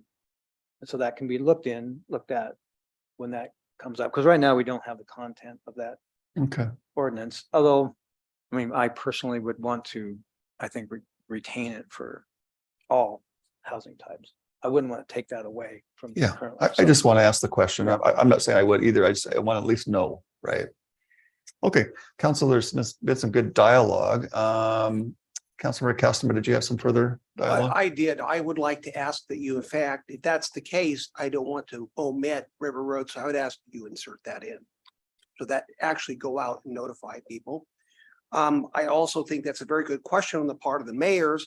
as to whether or not you can delineate. And I think hopefully that question is very clear. But I'd like to add a part 2 to that question is, can you delineate by area too? In other words, can you by different growth centers have certain standards in each? Finally, I'll just conclude by saying, I think 8 and 12 is reasonable. I think taking something off the roll for 20 years is unreasonable, too long. And I think that 8 to 12, hopefully that will give the kind of return that that individual needs to go ahead and construct that. But it eventually has to get back on to the rolls because we're providing services for those entities, streets, fire, you name it, we're providing all of those services. And I would ask that that in fact that 8 to 12 be reasonable. I see you have Joe Beck chiming up. I'm sure he has something to counter me, but I look forward to that. City attorney, we're gonna let you cut in line. Go ahead. I am sorry, Councilman Member Castema. I don't mean to be the wet blanket. But we have some criteria we have to meet under the statute. We must, it has to be an urban center, and I'm not sure we've done the necessary homework to determine that have that finding of fact for council. I'm not even sure at the moment what the definition of an urban center is, but I am sure Jeff has an idea about that or will shortly. And then we have to have a determination that it's sufficient, available, desirable, and convenient residential housing, including affordable housing to meet the needs of the public who would be likely to live in the urban center. If the affordable, desirable, attractive, and livable places to live were available. And also there's several more. But anyway, there's some findings that we have to make, and I'm not sure if we've done the study necessary to provide you sort of to meet those standards yet. So I'm not sure if the rest of staff is ready to answer that tonight or not, but I suppose you could add it to the area, and then at the time of passing the ordinance, if it doesn't meet the criteria, we just have to pull it and not adopt it. Well, that sounds fine. I'll only say that approximately 10 years ago, we received a LIFT grant for that area that was, I believe, on infrastructure somewhere in the vicinity of $10 to $12 million. We never spent it. It did go away, it expired. So we did put in effort to talk about revitalization. And I think if you check into that history, you may find, in fact, a background that might suffice to meet your qualifications. And but anyway, Joe, thanks for your analysis. Yeah, jump in. The only concern is we don't have a map of that. We don't have all the parcels and everything. Is that? I can get that by the If next we were to meeting. add Yeah. that area, the River Road. Mhm. you could- And can I just, Go ahead. as far as those criteria, I'm not prepared to say guarantee that the River Road sub area would qualify, but I think it's likely that it would. And I can prepare something by the next meeting if you guys would like to have that added to the map for consideration. And as City Attorney Joe Beck said, we can remove it if it doesn't meet the criteria. Yeah, if in adopting the resolution, you will by voice add that area to the resolution, we can publish. What we need is when we send out the notice, we would send out a notice with the map showing that area, so people would have the notice that's necessary, but we would need to publish that as part of the hearing process. Yeah. Okay, because I don't know who was here, but I was here when we did the River Road plan, and we do have a mixed use zone there. It's kind of similar to South Hill. So we have that there. It's intended for that. We wanted to see that commercial and mixed use and facing the river development. So we have that plan. And so it would target obviously those mixed use zoning areas, right? Yep. Okay. Great. Councilmember Ferris. I kind of like the back and forth. Yeah, so yeah. I didn't find that Organic. organic. Okay, question. So let's say when my house is able to have a duplex on it, I'm being positive. I love it. So when, let's say 12 years, let's say something happens, I sell or I pass away or whatever. What happens to that when my estate sells the house then? I'm sorry, let me start back and give you some context. So would that be helpful? So for the 12-year multifamily, I'm losing my words now. Exemption. Yeah. So let's say I go through all the process, I get it for my house, and then something happens to me, the house has to be sold. Do they have to pay back those taxes if the property is sold? Or is it just maybe I should be asking Attorney Beck or city, I mean. So the program does account for resale as far as the condominium program, which applies to all the programs. That's condos and rentals. And there is a provision for resale, and there's instructions, or if you will, about what happens and what happens to the taxes. So essentially, as long as the next owner is in compliance, then they continue with the tax exemption. Oh, I see. So it actually could be Transferable. I love that. Okay, Yeah. that's fantastic. Yeah. Okay, so I mean, and we got to put it in context is that, oh, I forgot, I was drawing around this word. So I'm okay with the River Road. I'm okay with the River Road. It being included if it's possible. And if there is something, what I would hope is that we don't put too many sticks in the spokes on getting this, but if we have to, if we could just postpone it, even just one meeting, so we could get, if we have to. But I would prefer for it to be decided on your schedule. I like your schedule. So, but and just a reminder that there's not much request for this program, right? You said earlier, there's been nowhere. There has not been much participation. However, we have heard from the development community that that there is interest in participating. However, the people that we're hearing from are not in the current area. Got it. However, most of them are in the area proposed. Yeah. So we're hopeful that we will see more participation if we do expand it. Right. And, I guess that's the thing is that, that the spaces that we're allowing this to happen, are in very small areas of our city. I mean, this can't even be a tenth of the general area of our city. And so I think we need to put that in context, that it's not citywide. There are a lot of single family homes that are in the city that are not in these two areas. Sorry, I've got really bad allergies today. So the thing is that if we combine it to this one area, it's not like it's going to balloon out.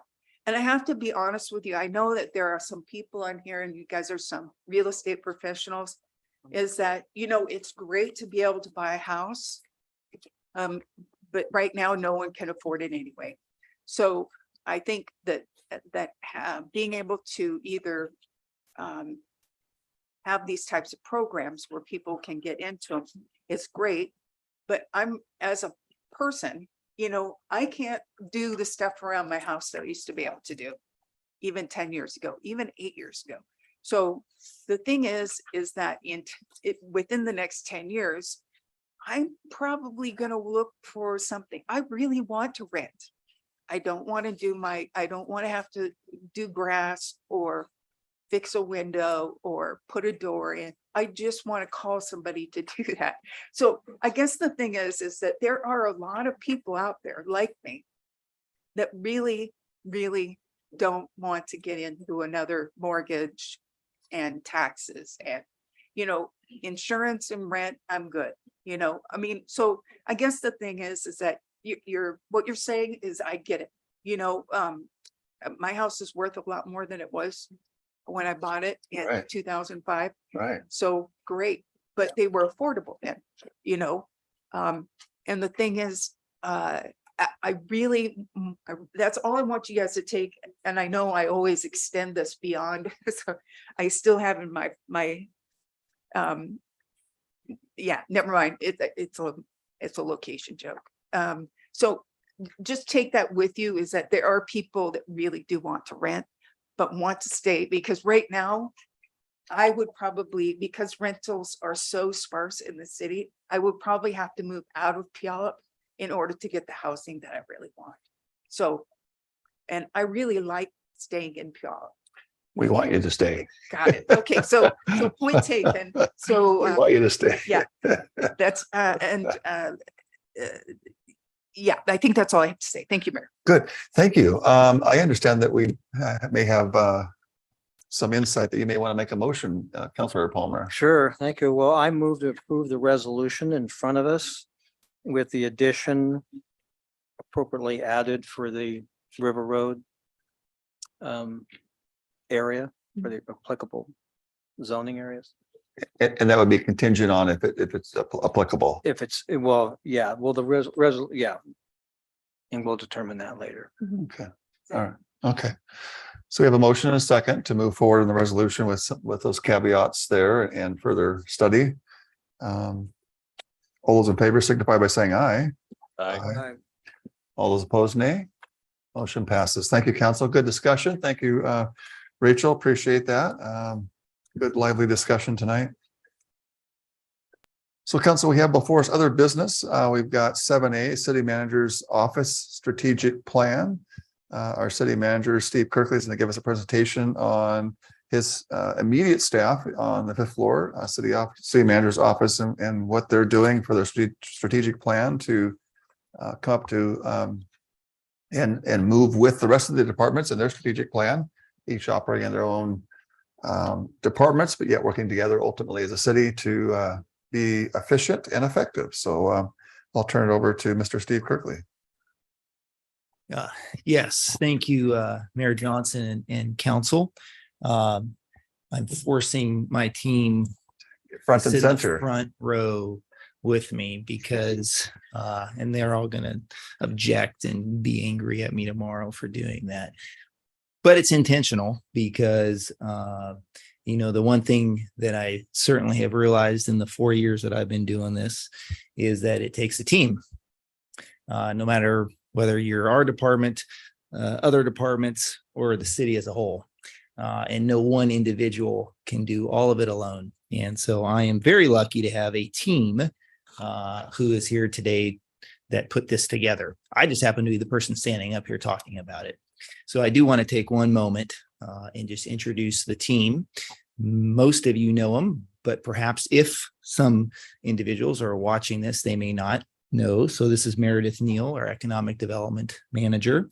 Next to Meredith is Talika Makari, our Performance Management Analyst. And next to Talika is Pam LaCipierre, the Executive Assistant and Community Relations Coordinator, kind of a combined position now. And then next to Pam is Eric Johnson, our Public Information or Public Affairs Officer.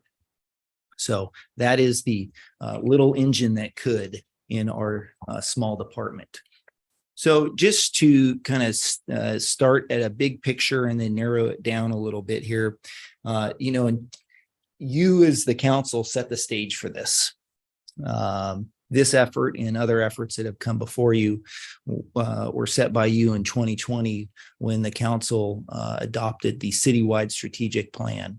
And so if you remember back at that time, it was something that was done for the first time that I'm aware of. And then you renewed it again, updated it, the strategic plan again in 2023. So you see this chart here, council vision and mission. That is intentional. You set the vision for what we do as an organization, and then we as the staff go out and implement that. Part of this is, I like to say, we as an organization are continuing to mature. We're continuing to learn. And we're continuing to try to be a high performing best practices organization, but that takes time, it takes energy, and it takes effort. And so one of the ways you do that is through strategic planning. And you've seen before you other departments that have come. So development and permitting services, Jeff Wilson was here 6-7 months ago presenting his. And then Sarah Harris, now retired, presented the Parks and Recreation strategic plan. And then I am here this evening, and soon to come is Chief Engel will be presenting the police department strategic plan. And then after that, Nicole Erickson, the library director, and then other department directors will follow. And so it really is a systematic effort to try to align the city strategic plan at the department level. So you'll see on the right side there, excuse me, the balanced scorecard. This is basically the framework in which we use to do our department level planning. So the city level planning, as you see there, is our 4 goals that you all selected: the vibrant economy, safe community, healthy and livable community, organizational excellence. Those are the goals for the city as a whole. So we're not going to reconsider those and come up with our own goals in each individual department. Instead, we're going to use a system that was established decades ago by a professor at Harvard called the balanced scorecard. And we've kind of adapted it a little bit to more of a public sector component. You can see how we've talked about the categories here. In essence, it's constituent satisfaction, customers, internal processes. How do your processes work within your department? Organizational capacity, people, financial stewardship, money. So those are the categories. So this is the city manager's department and what we do, kind of our programs and our services. And I'm not going to go over each one of these, but it's quite a bit, different areas that we touch on. And so, one of the things that's important that we do is up there in the top left, and that's the organizational alignment. There are 11 departments in the city, not including the court. So if you include the court, that's actually 12 departments. And so part of our role in this department is trying to align that organization and making sure that the organization is in alignment with you as the council. And there's many other things that we do, so I'm not going to go through each one of those. We started with a SWOT, strengths, weaknesses, opportunities, and threats, and a little diversion here. I have an 8th grade daughter who is going to Aylen. Go Falcons. Okay, there's a Falcon grad. And actually, she came home a few nights ago, and I'm not exaggerating one bit. She's taking a business arts class. I didn't know that's what they called it now, but they do. They call it business arts. And she asked me, Dad, what is a SWOT? And I almost fell out of my chair like, did her mom put her up to this? What's this about? But it is part of what they are learning in 8th grade, which is, I am super impressed with that, because I'm telling you, I didn't learn what a SWOT was in 8th grade. I took home ec and those things, right? But anyway, so we did a SWOT, a strengths, weaknesses, opportunities, and threats. And I won't go through each one of these, but I'll just highlight a couple. The first one there is, let's start with the threats. Trust in local government has been declining since 2020. The reality is the community and people still trust the local government more than they do the federal government and the state government. So we're very, very lucky in that regard, but we can't take that for granted. We have to always be aware that there's a lot of information out there, a lot of misinformation out there. And so that is something we always have to be looking on the horizon to make sure that we are aware of that we're communicating with our constituents, that we're providing good, objective information. So that was one. In our weaknesses, one of the things that the staff spent some time talking about is, and this can be said really of any organization to a certain extent or department, is, we do have trying to do that balance of responding to the immediate need right in front of you, but also being long-term and looking beyond what's right in front of your face, the emergency, the fire. And that can be a challenge. Also, the other thing that we found is that in our department, we have one economic development person, we have one performance management person, we have one public affairs officer. So unlike other departments, there really isn't somebody for Meredith who can go and bounce things off, or Talika can bounce things off. That's just a function of being a smaller department. But unlike other departments where you can you have that camaraderie, that ability to say, hey, does this work? Doesn't this work? That's not there. And so we have to be very vigilant in our professional development, in our training, to make sure that we are trying to do, look out or to look for best practices within our particular curriculums that we cover in our department. In terms of opportunities, these poor folks have to be in the city manager's office. We lead by example. And so how we interact and how we carry ourselves matter in the organization. And I don't say that poor folks, I think they're happy to be in the department, but it's the reality this is the city manager's office. And we need to make sure that we are setting the right tone and the culture for the organization. And there's some responsibility that comes with that. It's an opportunity. And I think one of the strengths is that we are small but nimble. When things get thrown at the four people sitting here, they are very adaptable and very nimble. And I would say that as the organization as a whole, not just the city manager's office. I think as an organization, we are very nimble and very adaptable, and I'm super proud of that. So that's a strength. So moving into our first category, and so this is constituent expectations and relations in non-government world. This is customers, right? And so I won't go through each one of them. I'll just highlight one here, and that is to develop an annual plan to enhance city community relations through city's presence and interactions at local community events. So some of the things we're doing there, Meeker Days, Farmers Market, attending the police department's One Puyallup, going to Kiwanis, going to Rotary. This is part of, to a certain extent, getting to that. I talked about the trust component, being out in the community, understanding the community, hearing from the community. So this is one component of that.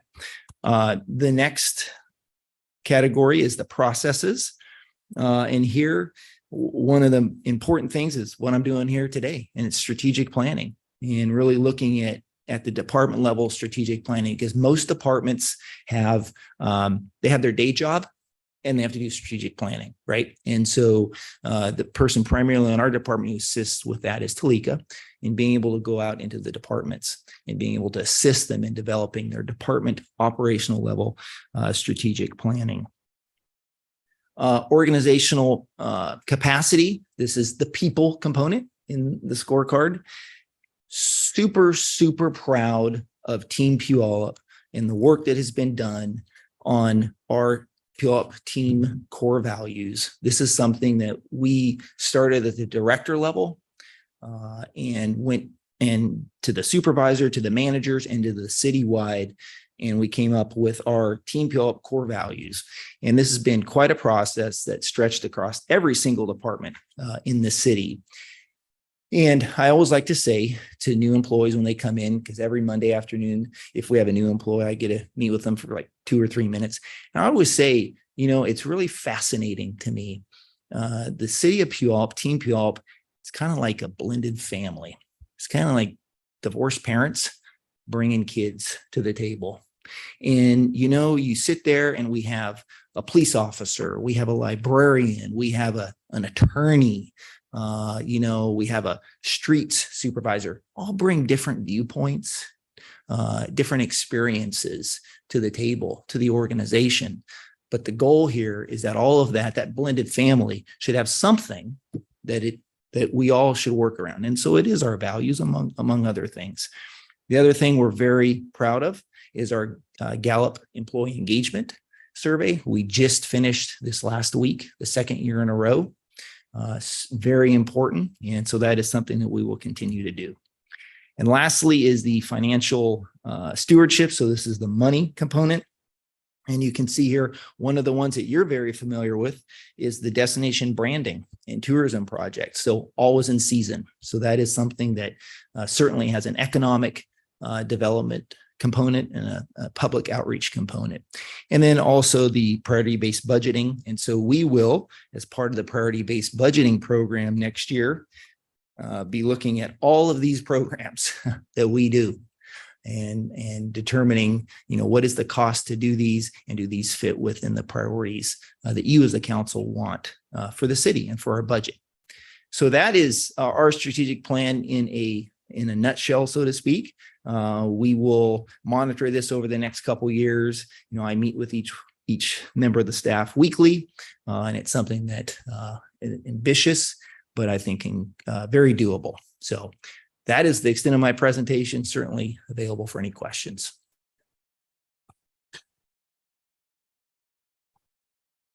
Thank you, Steve. Councilmember Castleman. My apologies, Councilmember Palmer. Oh, well, thank you, Mr. Mayor. I'm kind of speechless, frankly. I think one thing you're missing on strengths, and I do mean this sincerely from the council, is that you do have a supportive leadership from the council.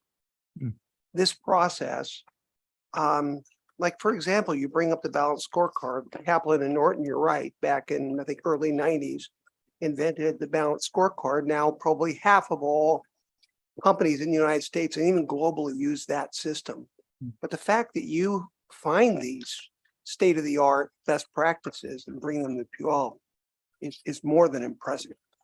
And I understand that your strategic plan here has many of the elements in our overall strategic planning, but has elements that are probably beyond that because it's your strategic plan, which is the way it should be. So, boy, I'm somewhat speechless, frankly. Very good job. Thank you. Thank you. Councilmember Ferris.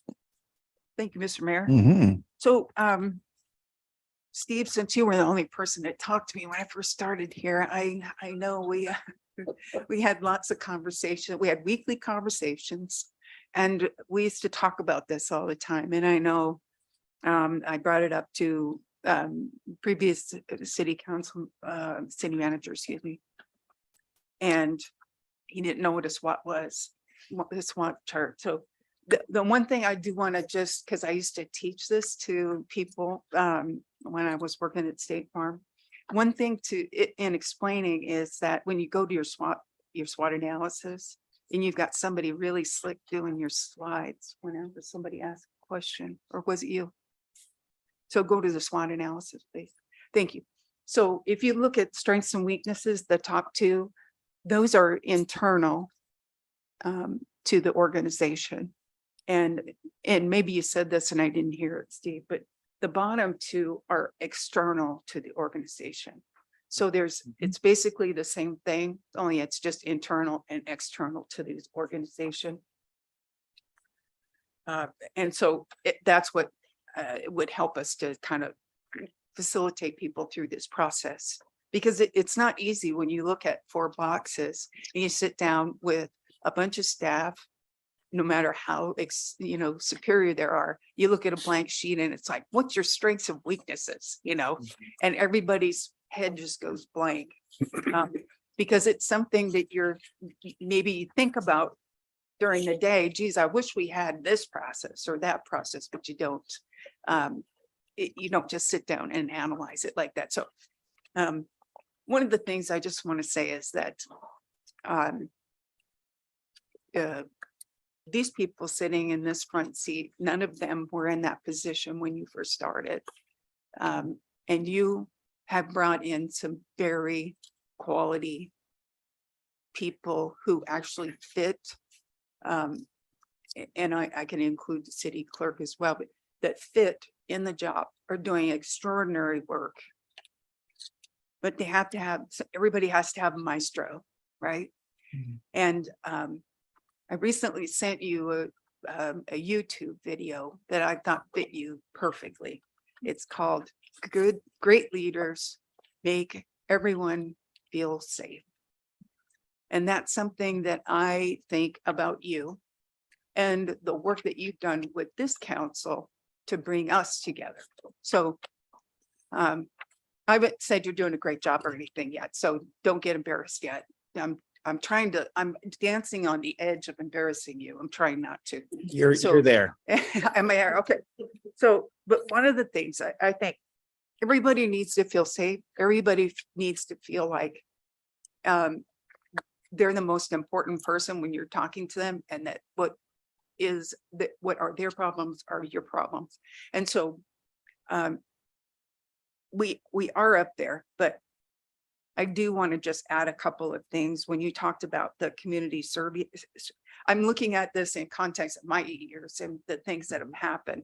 And one is this, because this is something we talked about forever when I first got here, and I just couldn't figure out how we were working without these documents. You know, it didn't make sense, because in the military, we've been doing this since the early 90s, you know, and so it was just a little bit mind-boggling that 20 years after I retire, you know, we're not even doing it here. So I do, in 4 years, you just turned this around, and that is remarkable, because this stuff is difficult enough on your own, but to create a change environment for people to buy into it in 4 years is absolutely phenomenal, because I think that that's what you've done. I see it in all my interactions, and part of it, quite frankly, is employee changes. Part of it is just having the culture to lean back on, because a lot of times you say, well, this is what we're about the community, but that doesn't really nail it down very much, you know, because we all want our citizens to be happy living here in the city of Puyallup. One thing that I did wanted to just add into it is the sheet that says about the community survey rating and your communication effectiveness. Now, from what the citizens are saying, you know, we're hearing a lot of feedback about not being transparent and all that stuff. I think that, you know, doing a good job with communications takes time, and it takes people telling us what's working and what's not working. And so I appreciate that. One thing that I just wanted to say thank you to the entire staff for is the first time I was campaigning, is the newsletter.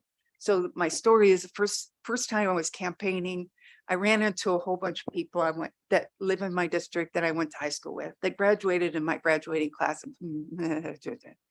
And so I think that was really remarkable. I think there was half a dozen of people that went to my, and I ran into a girl that I went to school with named Kathy Schick. She was just a phenomenal athlete. And I was like the fortunate person to like play baseball with her. So I was the opposite side of a really talented athlete. And so her dad was there, and she was really close to her dad. I could see she just loved him to death. And he said, I don't get on the internet. Can't you just send out a newsletter? And it seemed so easy. It seemed so easy. And it took a long time. It's expensive.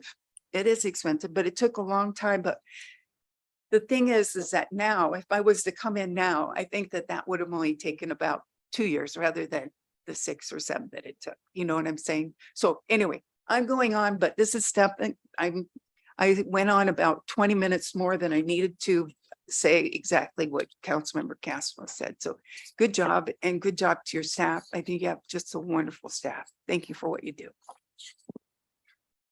All right. Thank you, Councilmember Ferris. That was class of 2005. Something like that, 2005. Yeah, okay. All right. Can we go back to that slide where it's programs and services? I want to highlight a couple things there. Yeah, so a couple highlights that kind of stood out to me. You have organizational alignment. I would just include, and I'm not trying to change this, but I just want to also make sure there's sometimes organizational realignment.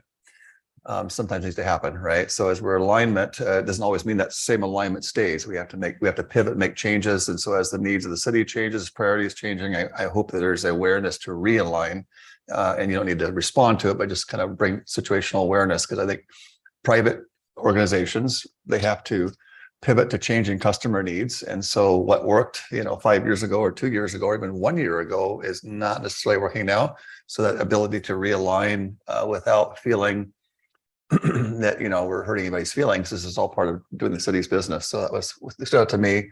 I really wanted to also emphasize, again, new businesses. What are we doing to stimulate that? Because again, that means jobs for our constituents, new economic vitality. So I hope there's a real priority on that. Not that there's not. And let's see, there's a couple of things that stood out.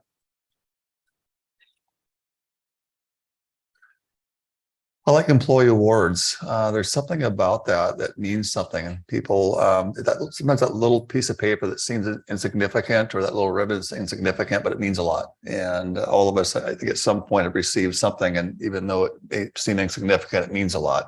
So I'm glad that you're doing that. Incentivized acknowledgement, recognition is very good. And then I will highlight a kudos to the Puyallup 101. What a great implementation. I've heard nothing but tremendous results of that, and the vibrancy and city involvement, constituent involvement, knowing about city government and asking questions. It put the human element back in there. And so it was really fantastic.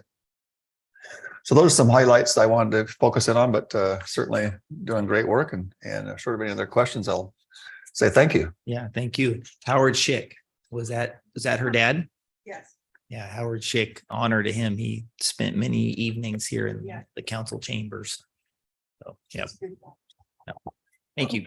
Okay, council. Now we're going to turn it over to, we got item 7B, downtown parking implementation update. I understand our economic development manager, Meredith Neal, it has a presentation also with our city clerk, Dan Vessels, who may have some input on that as well.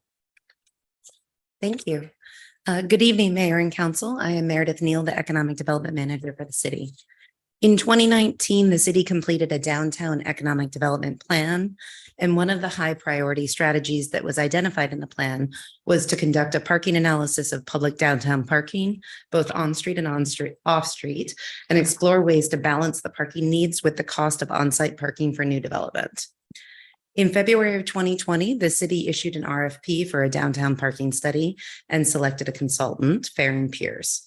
Due to COVID, the project was delayed to allow parking to get back to normal, and the study was completed in February of 2022. As part of the study, a parking survey was conducted with 534 responses from residents, businesses, and commuters. One of the findings was that businesses do not feel they have enough employee parking nearby, and these employees end up taking on-street parking that then leads to time limit violations and less parking for customers. The study identified 6 selected strategies with a phased approach. Those items include revising permit parking, especially business permit parking, and lengthening time limits for parking. So now I'm going to hand it over to City Clerk Dan Vessels Jr., who is going to be moving the parking permits into his department, and he's going to present some proposed implementation strategies. Good evening, Mayor Johnson and council members. First of all, before I start, I just want to piggyback off of what the city manager just presented. One of his slides, he talked about downtown parking as part of the city manager's office. As Meredith pointed out, this program and this project is going to be transitioning to my office. This was a collaborative effort with economic development. We involved the police department with several meetings, talked to public works. This was really a whole citywide goal to look back at some of the issues that you've brought up before through the different presentations about what are the needs of the community, what are the needs of the businesses. So as you see here, again, just recapping what Meredith said, back in February of 2020, there was that RFP for the downtown parking study. The presentation occurred on June 8th. And then in March 8th of 2022, there was the presentation during a study session on these different strategies. Council members brought up several things that they wanted. The biggest issue at the time was the business parking permit program. The information that I gleaned from looking back at that was you wanted accountability and you wanted enforcement. So what I'm proposing and what we've actually already started is a way for this to occur. And the downtown parking program, what I'm going to be presenting tonight, comes to you in 3 phases. The first phase we're going to be looking to implement this year. As you see in front of you and what we provided on the slides, this is an example of the new parking placard that we're going to have. Clearly indicates the year of the placard, and you'll see a barcode and each one is numbered. What I'm proposing is that we increase the fee for this from $20 per year to $60 per year. Previous study sessions, there was a proposal of $120 per year. There was a concern about costs increasing it too high or too low. So my proposal is we start with $60 a year. That increase allows us to pay for the services to provide the tracking and enforcement that you want. We actually just had our first initial meeting today with software developers. We're going to have software enhancements that allow us to retain specific data. So business owner would go in, say they want 5 placards. They'll give us specific information about the employee and the employee's car. That'll go into a database that will allow us to modify that as needed. So say we have placard number 1 belongs to John Doe. John no longer works there. The business owner can contact my office. We can transfer that placard, should the employee provide it back to the employer, from John Doe to Jane Smith at no cost to the business. So they're not incurring a new fee to buy a new placard. Parking enforcement can utilize their current technology that we already provide to do the enforcement. So the barcode, we've got it developed with our software engineers that they can pull out their city cell phone. They'll have a designated app. They'll scan the barcode, and that will tell them this vehicle is supposed to be a red Toyota Tercel. The vehicle is a green Honda Civic. Parking enforcement can provide a citation of that vehicle as necessary. That's where the ability for the employers to transition that comes in. We don't want to have someone say they get a new car, employee changes, they can contact us. We can make that real-time change right there. It also provides consistency. The program that I'm proposing is some businesses currently get the residential parking pass. They have a large volume. For equity and streamlining, we're going to move everyone to this new program. So the goal would be the business only utilizes this for the ones that they actually need. You don't get 50 if you only need 15. And as I mentioned, we did collaborate with economic development, and we'll continue to do that for community outreach to the downtown businesses to explain to them, these are the changes that are coming down the road effective January 1 with council's approval. And this is how the program is going to work. Here's a new website address. Delivery would still be through the mail or pick up at the city clerk's office. Phase 2 of this program, I'm proposing start next year. One of the things that was brought up in the downtown parking survey was consistency. If you look at parking throughout the downtown core, sometimes the street is 3 hours, block over it's 2 hours, sometimes it's 4, sometimes it's 8. There are very few 15 minutes. So what I'm proposing is that we streamline this for efficiency and ease of visitors and businesses. The first thing that I'm proposing is along the Meridian Core from River Road up here to the fair, we implement 15-minute parking zones. Right now, I believe we have, and you'll see a map here in a moment, 4 to 5 15-minute zones. During the parking study, our consultant said, we need to expand that. COVID brought in a lot more DoorDash, Quick Trip, Uber Eats, folks getting in, picking up food and getting out. If we turn some of these 3-hour zones into 15 minutes, that provides not only the ability for quick deliveries, but we can, through the Streetscape project, utilize, as one of our council members mentioned, Google to pinpoint on the map, and we can work with rideshare companies like Uber and Lyft. This is your specific pickup point. So if someone comes out of a block, they can go to that pickup point. The rideshare companies know exactly where to go. They're not driving up and down, parking in a 3-hour zone, waiting for someone. And again, it would provide consistency. So what I'm proposing is we change all 1 and 2 hour parking times in the downtown core to 3-hour parking times. That reduces confusion. You look at a parking map, it's a time zone in Puyallup, it's 3 hours. That would be from on Meridian, from River Road 167 to 7th Avenue Southwest Southeast, and 1 block east and west of Meridian along the commercial side streets, not residential. And additionally, in phase 2, what I'm proposing is council approve a pilot program where we suspend enforcement of the 4-hour parking zones to determine if there is still a need for that. Biggest issue that I've been able to discover from my research is the 4-hour parking zones were put in to address the problem of sound transit years ago with the train. Now we have the sound transit garage. That garage provides 665 available parking spaces. That goes along with the 366 spaces that already exist at Sound Transit Station. Along with that, you have 219 stations or parking spaces at the red lot. Total 1,263 spaces available for Sound Transit riders. I am proposing that we do a pilot to determine, is the need still there for that 4-hour zone? And if it is, where is it necessary? Additionally, with the Sound Transit Garage, the city recently completed an agreement to make that surface lot available for public parking during non-commute times. We're going to be working on getting signage put up in the future, but that's additional parking that could be available. The map you see before you, this is our current parking time zone through downtown. And you've been provided a map that's a little bit easier to see as well. You have 15-minute zones, 1-hour zones, 2-hour, 3-hour, 4-hour, and 8-hour zones. This leads to confusion amongst visitors and difficulty for businesses that don't participate in the parking pass program to find a space for their employees to park. So what I'm proposing is we move from this to this program. What this map shows is we keep the 8-hour zone around the high school. We keep the 15-minute zones that are in red. We keep 1-hour zones, and the yellow is the new proposed 3-hour zone. One thing we have not put into this map are the proposed 15-minute zones along Meridian. That would be a collaborative effort with our economic development and our public works department to figure out where are the best locations along Meridian to install those 15-minute zones. And that would also be done in conjunction with our consultant to make sure that we are really highlighting those high impact needs. Phase 3. Again, this would occur next year. Here, what we want to do is we want to evaluate feedback from residents and businesses of this pilot program. We can look at data, and we can do this through feedback via our website. We can go out and meet with businesses. We can provide information and a specific website of what are the concerns removing the 4-hour need. We would get an updated study completed by our consultant in the second quarter of next year to provide data to back up what the community members are saying. We would then come back to council in summer of 2024 and propose modifications as needed or provide the data that says the pilot program was successful.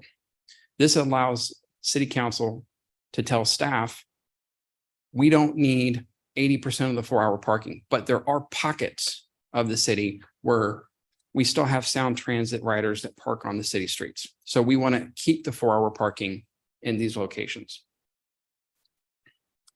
That would also lead, should we eliminate the 4-hour zones, to the elimination of the residential parking program. Now, one thing I did not put in here that I will let you know is when we bring this back to council in summer of next year, if council says we still need these 4-hour zones in these pockets, in this quadrant here or along these streets, the software that we have with our developer would allow us to go in and create a new residential parking program. And that would be a similar format where they would go online, the residents would provide us proof of residency, and they would get a new static sticker, similar to the ones that you get when you get an oil change that goes in the upper left-hand corner. That would have a barcode on it as well. And that sticker would be valid for, I would propose, a term of 3 or 4 years. That allows parking enforcement to go through and ensure that vehicle belongs to a resident of the city of Puyallup that lives in this section. So every few years, residents are required to get a new sticker. That allows us to ensure that it goes with their car, they're still a resident of downtown, and it addresses the needs of what kind of enforcement and tracking are we there to make sure that that car belongs in that area. And finally, one of the things that we'll be looking at in phase 3 is an electronic parking ticket system. Currently, parking enforcement writes a hand ticket.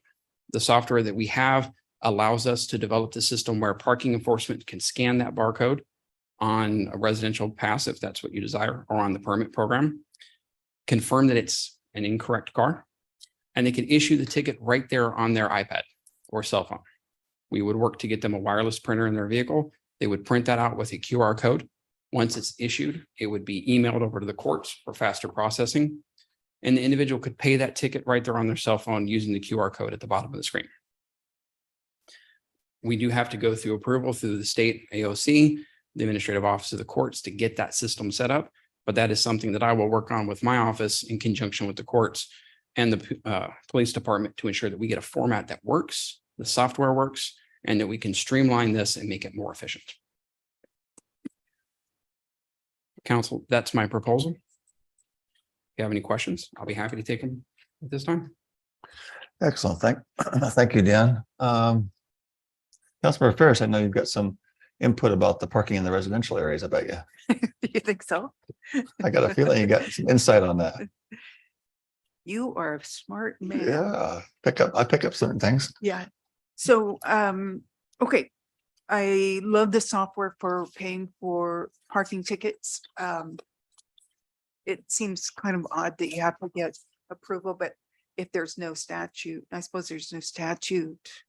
Why is it you have to get permission? I'm not sure the exact reason. I haven't started that research yet, but it has been confirmed to me through municipal court that we do have to go through to get AOC's approval for that. So that's what we will do. Okay, yeah, fair enough. I just wondered. So a couple of times I handed off things and I got at conventions that there's a lot of software out there to pay for parking. I mean, because the ideally, you want people to be compliant. I mean, that's the goal. We're not here to give parking tickets to fund, new something new for city council or anything like that. So we want people to be compliant. There's so much software out there and it does everything except for like toaster bread, you know what I mean? So there, that might be something to look out as well. And I know a lot of times that the company will sort of like our red light, where the company provides the infrastructure for it. And so that would be ideal, is to have somebody else pay for the infrastructure. And Councilmember Ferris, just so that you're aware, we do have that already set up. We had our first meeting, as I mentioned today. I'm sorry, I missed that. IT and I had a meeting at 1 o'clock. Our developer is actually going to provide all of the implementation. They're going to do the design for us. And the goal at this time is to have the software ready on December 1. For paying tickets? For issuing for the tracking, the paying of the tickets. Yeah. That's something that we will have to work on next year. However, the developer has told us it's fairly straightforward and they can assist us next year. Once we get AOC approval, they can help us design the form and roll it out and make sure that the testing works. Sure. And I guess what I maybe I didn't provide context again, but so second point was paying for parking. So I go down there, I want to pay for parking. There's an app. I could just pay it there. I don't have to have coins or whatever it costs these days. I know that in Tacoma, you can pay with credit card, that kind of thing. That would be really, so it was just a second point that I didn't think you mentioned. You didn't mention that, did you? No, we did not mention paying for parking because paid parking is not part of this program. Oh, it's not. No, Okay. we would not modify any of the free parking in downtown and change that over to a paid parking. This is simply an increase in the business parking system that currently charges $20 a year per placard. We would be raising that to $60. Got it. Parking on Meridian would remain free.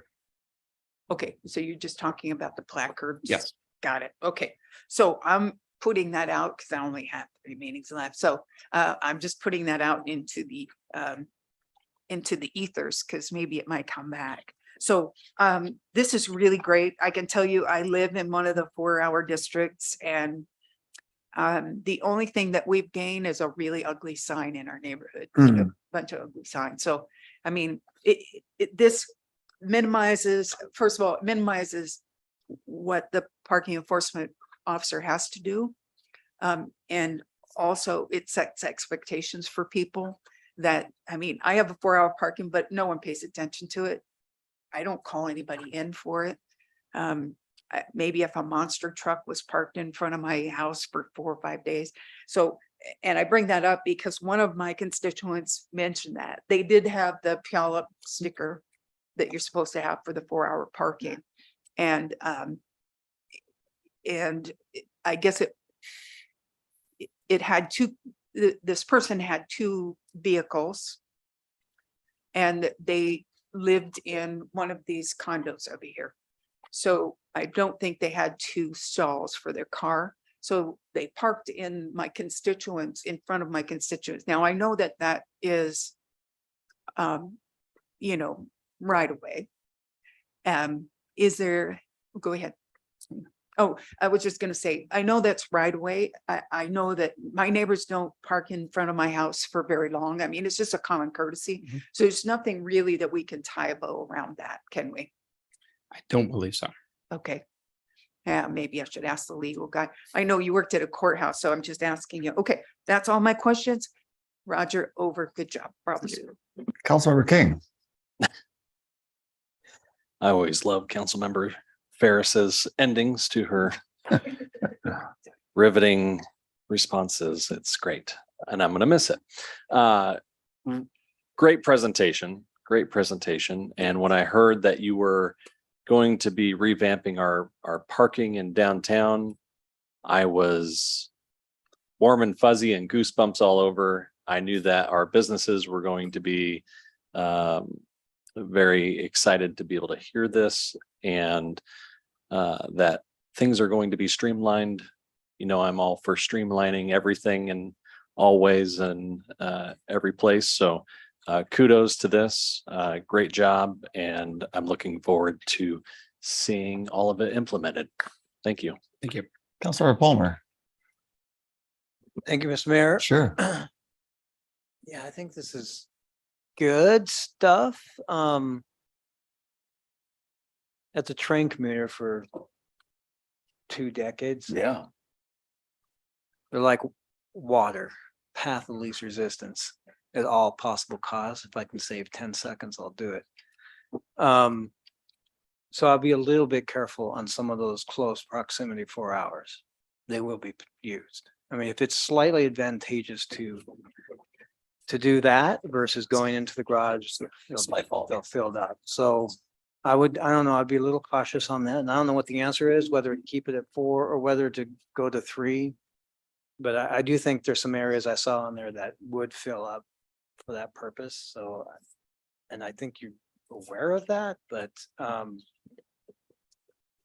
I'd be a little bit careful with that out of the gate. So that's my only comment. So, yeah, you're looking at that. I mean, the West Main there, for example, extending over. So if that 4 hours removed, I think that would probably be filled up. And Councilmember Palmer, that's the goal of phase 2, is for us to use this as a pilot program. So we can actually gather data. And when we come back to council for a proposed change to code, we can say our consultant has the data and we have the information to support. The 4-hour zone will stay in these specific areas. Okay. It's not necessary throughout the rest of downtown. So like you take it off and then you kind of test it, is what you're saying. Correct. Okay, gotcha. All right, well, that sounds good. All right. Deputy Mayor. Yeah, my comments are short and sweet. I think this is we're light years leap forward. I love it. And one of the beauties I see is the flexibility this will provide us in the future as we want to tweak this, just as you're describing with the 4 hours. If we decide that 3 hours is inappropriate someplace and we want to make it 2 or 4, we can do it quickly. So I'm excited to get started and we can refine it and revise it as we go forward. Thank you. Yes, sir. Thank you. Excellent. I thought I may have had a comment, but I can't think of any at this point. But yeah, no, this is good. Thanks, Dan, for the presentation. Appreciate it. Yeah. Thank you, sir. All right, Council, we are now moving into City Manager's report, and then I would have you prepare yourself for a council report. We've got, as Councilor Ferris, I think had mentioned, if I overheard, about 3 more meetings left to the end of the year. Is that right? 3 more? Okay. So let's get our council comments going here. Don't let it pass, because you'll have 2 more after that until the new year. Anyway, City Manager, you gave a good presentation. Did you have a City Manager's report on top of the presentation? Like that was kind of a hint, like hurry up. So I will hurry up. So ribbon cutting tomorrow for the library holds locker at 9:30 in the morning. So on the south side of the library is now a holds locker. It's a way for customers who cannot come to pick up their library materials during business hours to come in and pick up their library materials after hours. So we're gonna have a ribbon cutting for that tomorrow morning, 9:30 a.m. Quick update on Clark's Creek in the Elodia project. Just we have completed 6,500 feet, our contractors completed 6,500 feet of the creek with cutting the Elodia. And so far our initial data shows about anywhere from 1.2 feet to 1.6 feet of a drop in the creek. There's about 2,500 more feet to go, and then we will reassess. Might have to do a little bit more cutting after that, but at this point we are seeing a tangible lowering of the creek based on our efforts. And lastly, your November 14th meeting, which is your next meeting, have the first reading and public hearing on the budget, follow up from the MFTE that you heard about earlier, and then the Van Lierop Park Master Plan update will be before you. So those will be the main substantive items at your next meeting. Thank you. Excellent. Thank you, Steve. I do remember I was going to mention on the parking, just a kind of a little backup there. You know, it sounds like we're really implementing the lean process. We're becoming more streamlined. That system was pretty antiquated. And so we're actually becoming more streamlined and efficient. And so this is what we're really asking departments to do. And this is certainly one of them. So congratulations on, you know, living that out with some modification and changes. All right, Councilmember Castema. Thank you, Mr. Mayor. I'll pass this meeting. Okay. Councilmember Palmer. Thank you, Mr. Mayor. Sure. So I got one item to speak about real quickly. So you guys are familiar with the Tacoma Puyallup Regional Trail, and there's a couple handouts I put on your table. The first one is the fact sheet here. And really the only purpose I just wanted to show you the picture of the trail going from Tacoma, the 5 to Puyallup. So that in the blue line there, that is the location of the new trail, which is fully funded, by the way, and it's going to have a lot of nice features. It'll be lit, which is going to be very cool, and it'll have some nice amenity features, some art that goes with it. So it'll be a very nice corridor. It's gonna be a pretty awesome electric bike corridor between Puyallup and Tacoma. But what I wanted to say really tonight, I wanted you to notice on that map that the most of that trail is on the Puyallup Tribal Indian Reservation. Okay, so I just wanted to note that. And so I'm going to come back to that in just a second, because there's a naming of that trail. The next two slides here, next two ones are the stage 2A and 2B for the 167. The 167 project had to be split into 2 phases. So the 2A is going to go first. It's going to make the overall project a little bit later in terms of the road and everything. But the silver lining is that phase 2A will complete the roadway and the trail to the rec center by the summer of 2027. So that's cool. So we'll have a trail connection to the rec center by the summer of 2027. So I wanted to come back to the final slide here. And this has to do with the naming of the trail. And this is just for this segment. You know, this trail is going to now connect essentially then Tacoma all the way up to Mount Rainier, Foothills Trail from Puyallup on up. We have the Riverwalk Trail. So the team wanted to name this portion of the trail, just this portion. And there was a lot of, there was a thought to pretty much give some, you know, discretion to the Puyallup tribe on what they thought would be an appropriate name, since it's pretty much entirely on the reservation. So this is pretty interesting. So the tribe pondered this and came back with this. And I'm gonna say it, but I got a little video for you, but it's the Loshitan name for the Puyallup. So it's Puyallup, but in Loshitan. Lashutsi, yes, Lashutsi. And so the tribal council really wanted to name it this. So the idea is it's very educational, right? And so this will be on the trail. If this is pronounced, I have a little, play it. Okay. This video will go over the trail name Puyallup. This is the name for the Puyallup people in our ancestral language, Lashutsi. Puyallup may have some unfamiliar characters in its spelling, but these are all familiar English sounds. Puyallup. Puyallup. The literal breakdown of this word is the people from the bend at the bottom of the river. Puyallup. Puyallup. Huh. Interesting. There you go. There you go. The most complicated. Yeah. You think Puyallup's difficult? Spay So up. I wanted to share that with you Yeah. all. It's not final, but if you have any feedback to me on that, please give it to me and I'll pass that on. But I think there's a fair amount of difference, and first reaction is, oh my God, really? But I think when I sat with it, I was going, this is really unique. Yeah.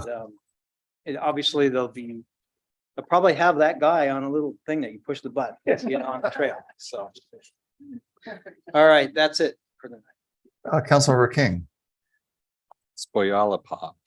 Yeah. I did it. I did it. And on that note, no comment for me tonight. Okay. Councilmember Ferris. Thank you, Mr. Mayor. I don't have a lot because, I talked during the council meeting a lot. So the only thing that I wanted to just say that has nothing to do with anything except for a citizen comment tonight is that where that fellow lives, they do drive crazy fast. So I'm going to say it for about the zillionth time is the racetracks. I mean, he was talking about Stewart, but there's a racetrack on every single parallel street that goes from River Road to Stewart. And so one of the things that I would love to happen, and it does, I have talked to, I think Hans, since he's not here, it was Hans, okay, that I talked to about making the speed limits.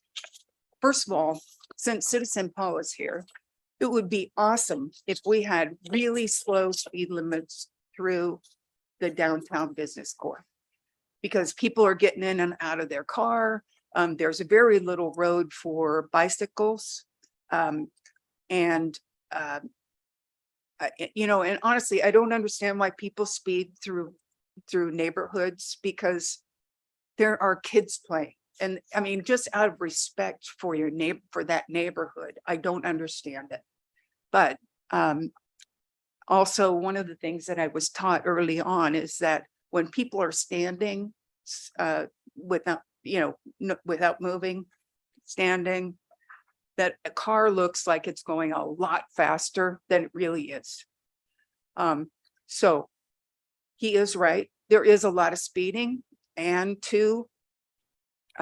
so I know that one of the things I did with the police department, the traffic, is that I brought in the traffic sergeant, and which was Sergeant Peel at the time, and we went to a neighborhood, and we had about 8 people in the neighborhood. They had put up those electronic signs for how fast you're going. You can see them. Sometimes they're I did find the one that Chief Engel tested me on though. And then they collect that data for about 2 weeks. We bring the neighbors in, and Sergeant Peel actually went through what's really happening, because right now the police don't believe there's a lot of speeding, but citizens do. And part of it is because of that, you know, people look like they're going a lot faster.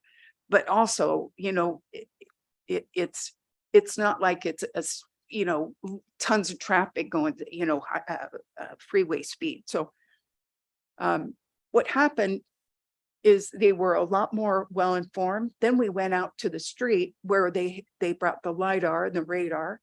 And as it turns out, we had a kid who peeled out really fast. He didn't do a donut or anything, but he peeled out around a corner really fast. And Sergeant Peel, as large as he is, he just stood in the middle of the road and said, stop. And of course, the car stopped. And it was a young kid, about 20 years old.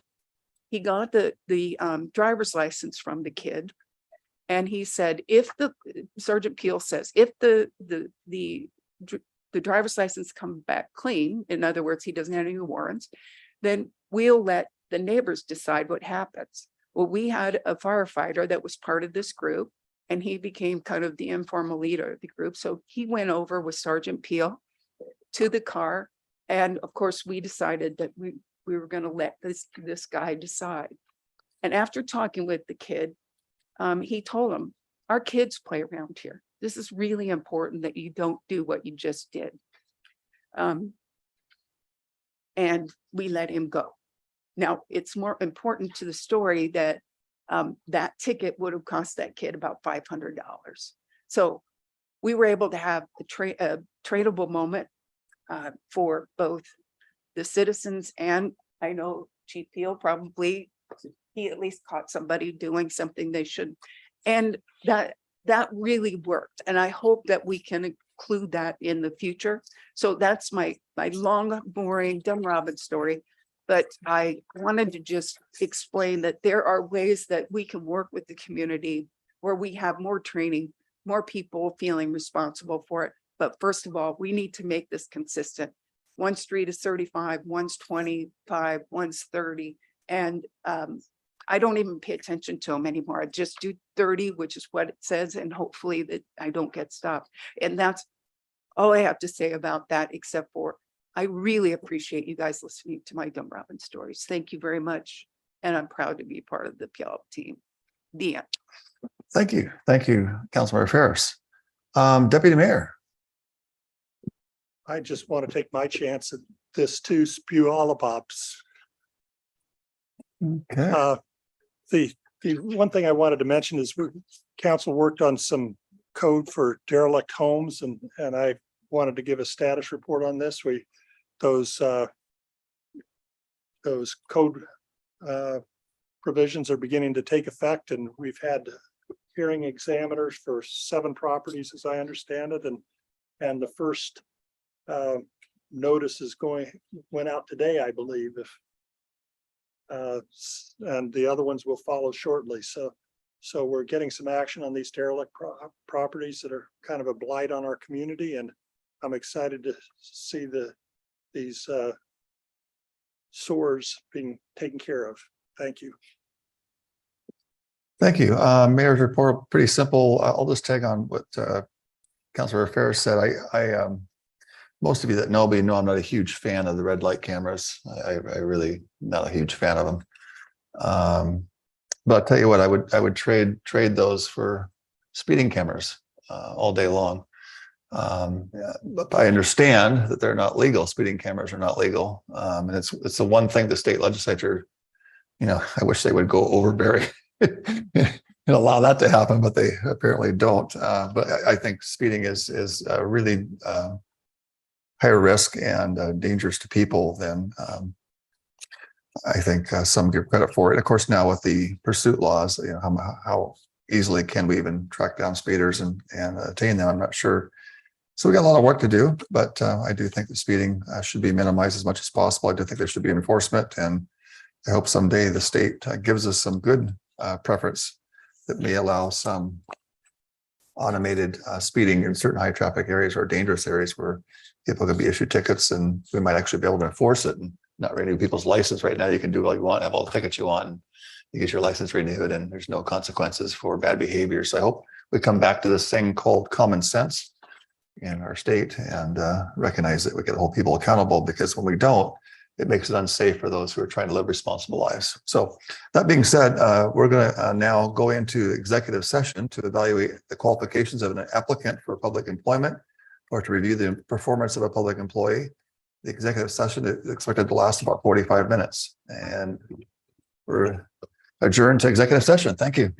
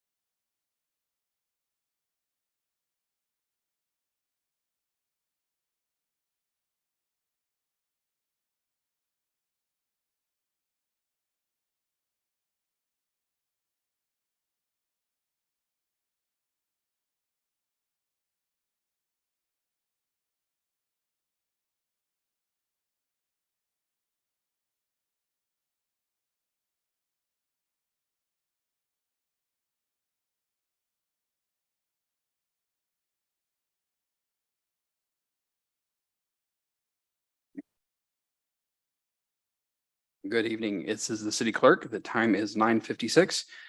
And the City of Puyallup City Council meeting for Tuesday, October 24th, 2023 is adjourned.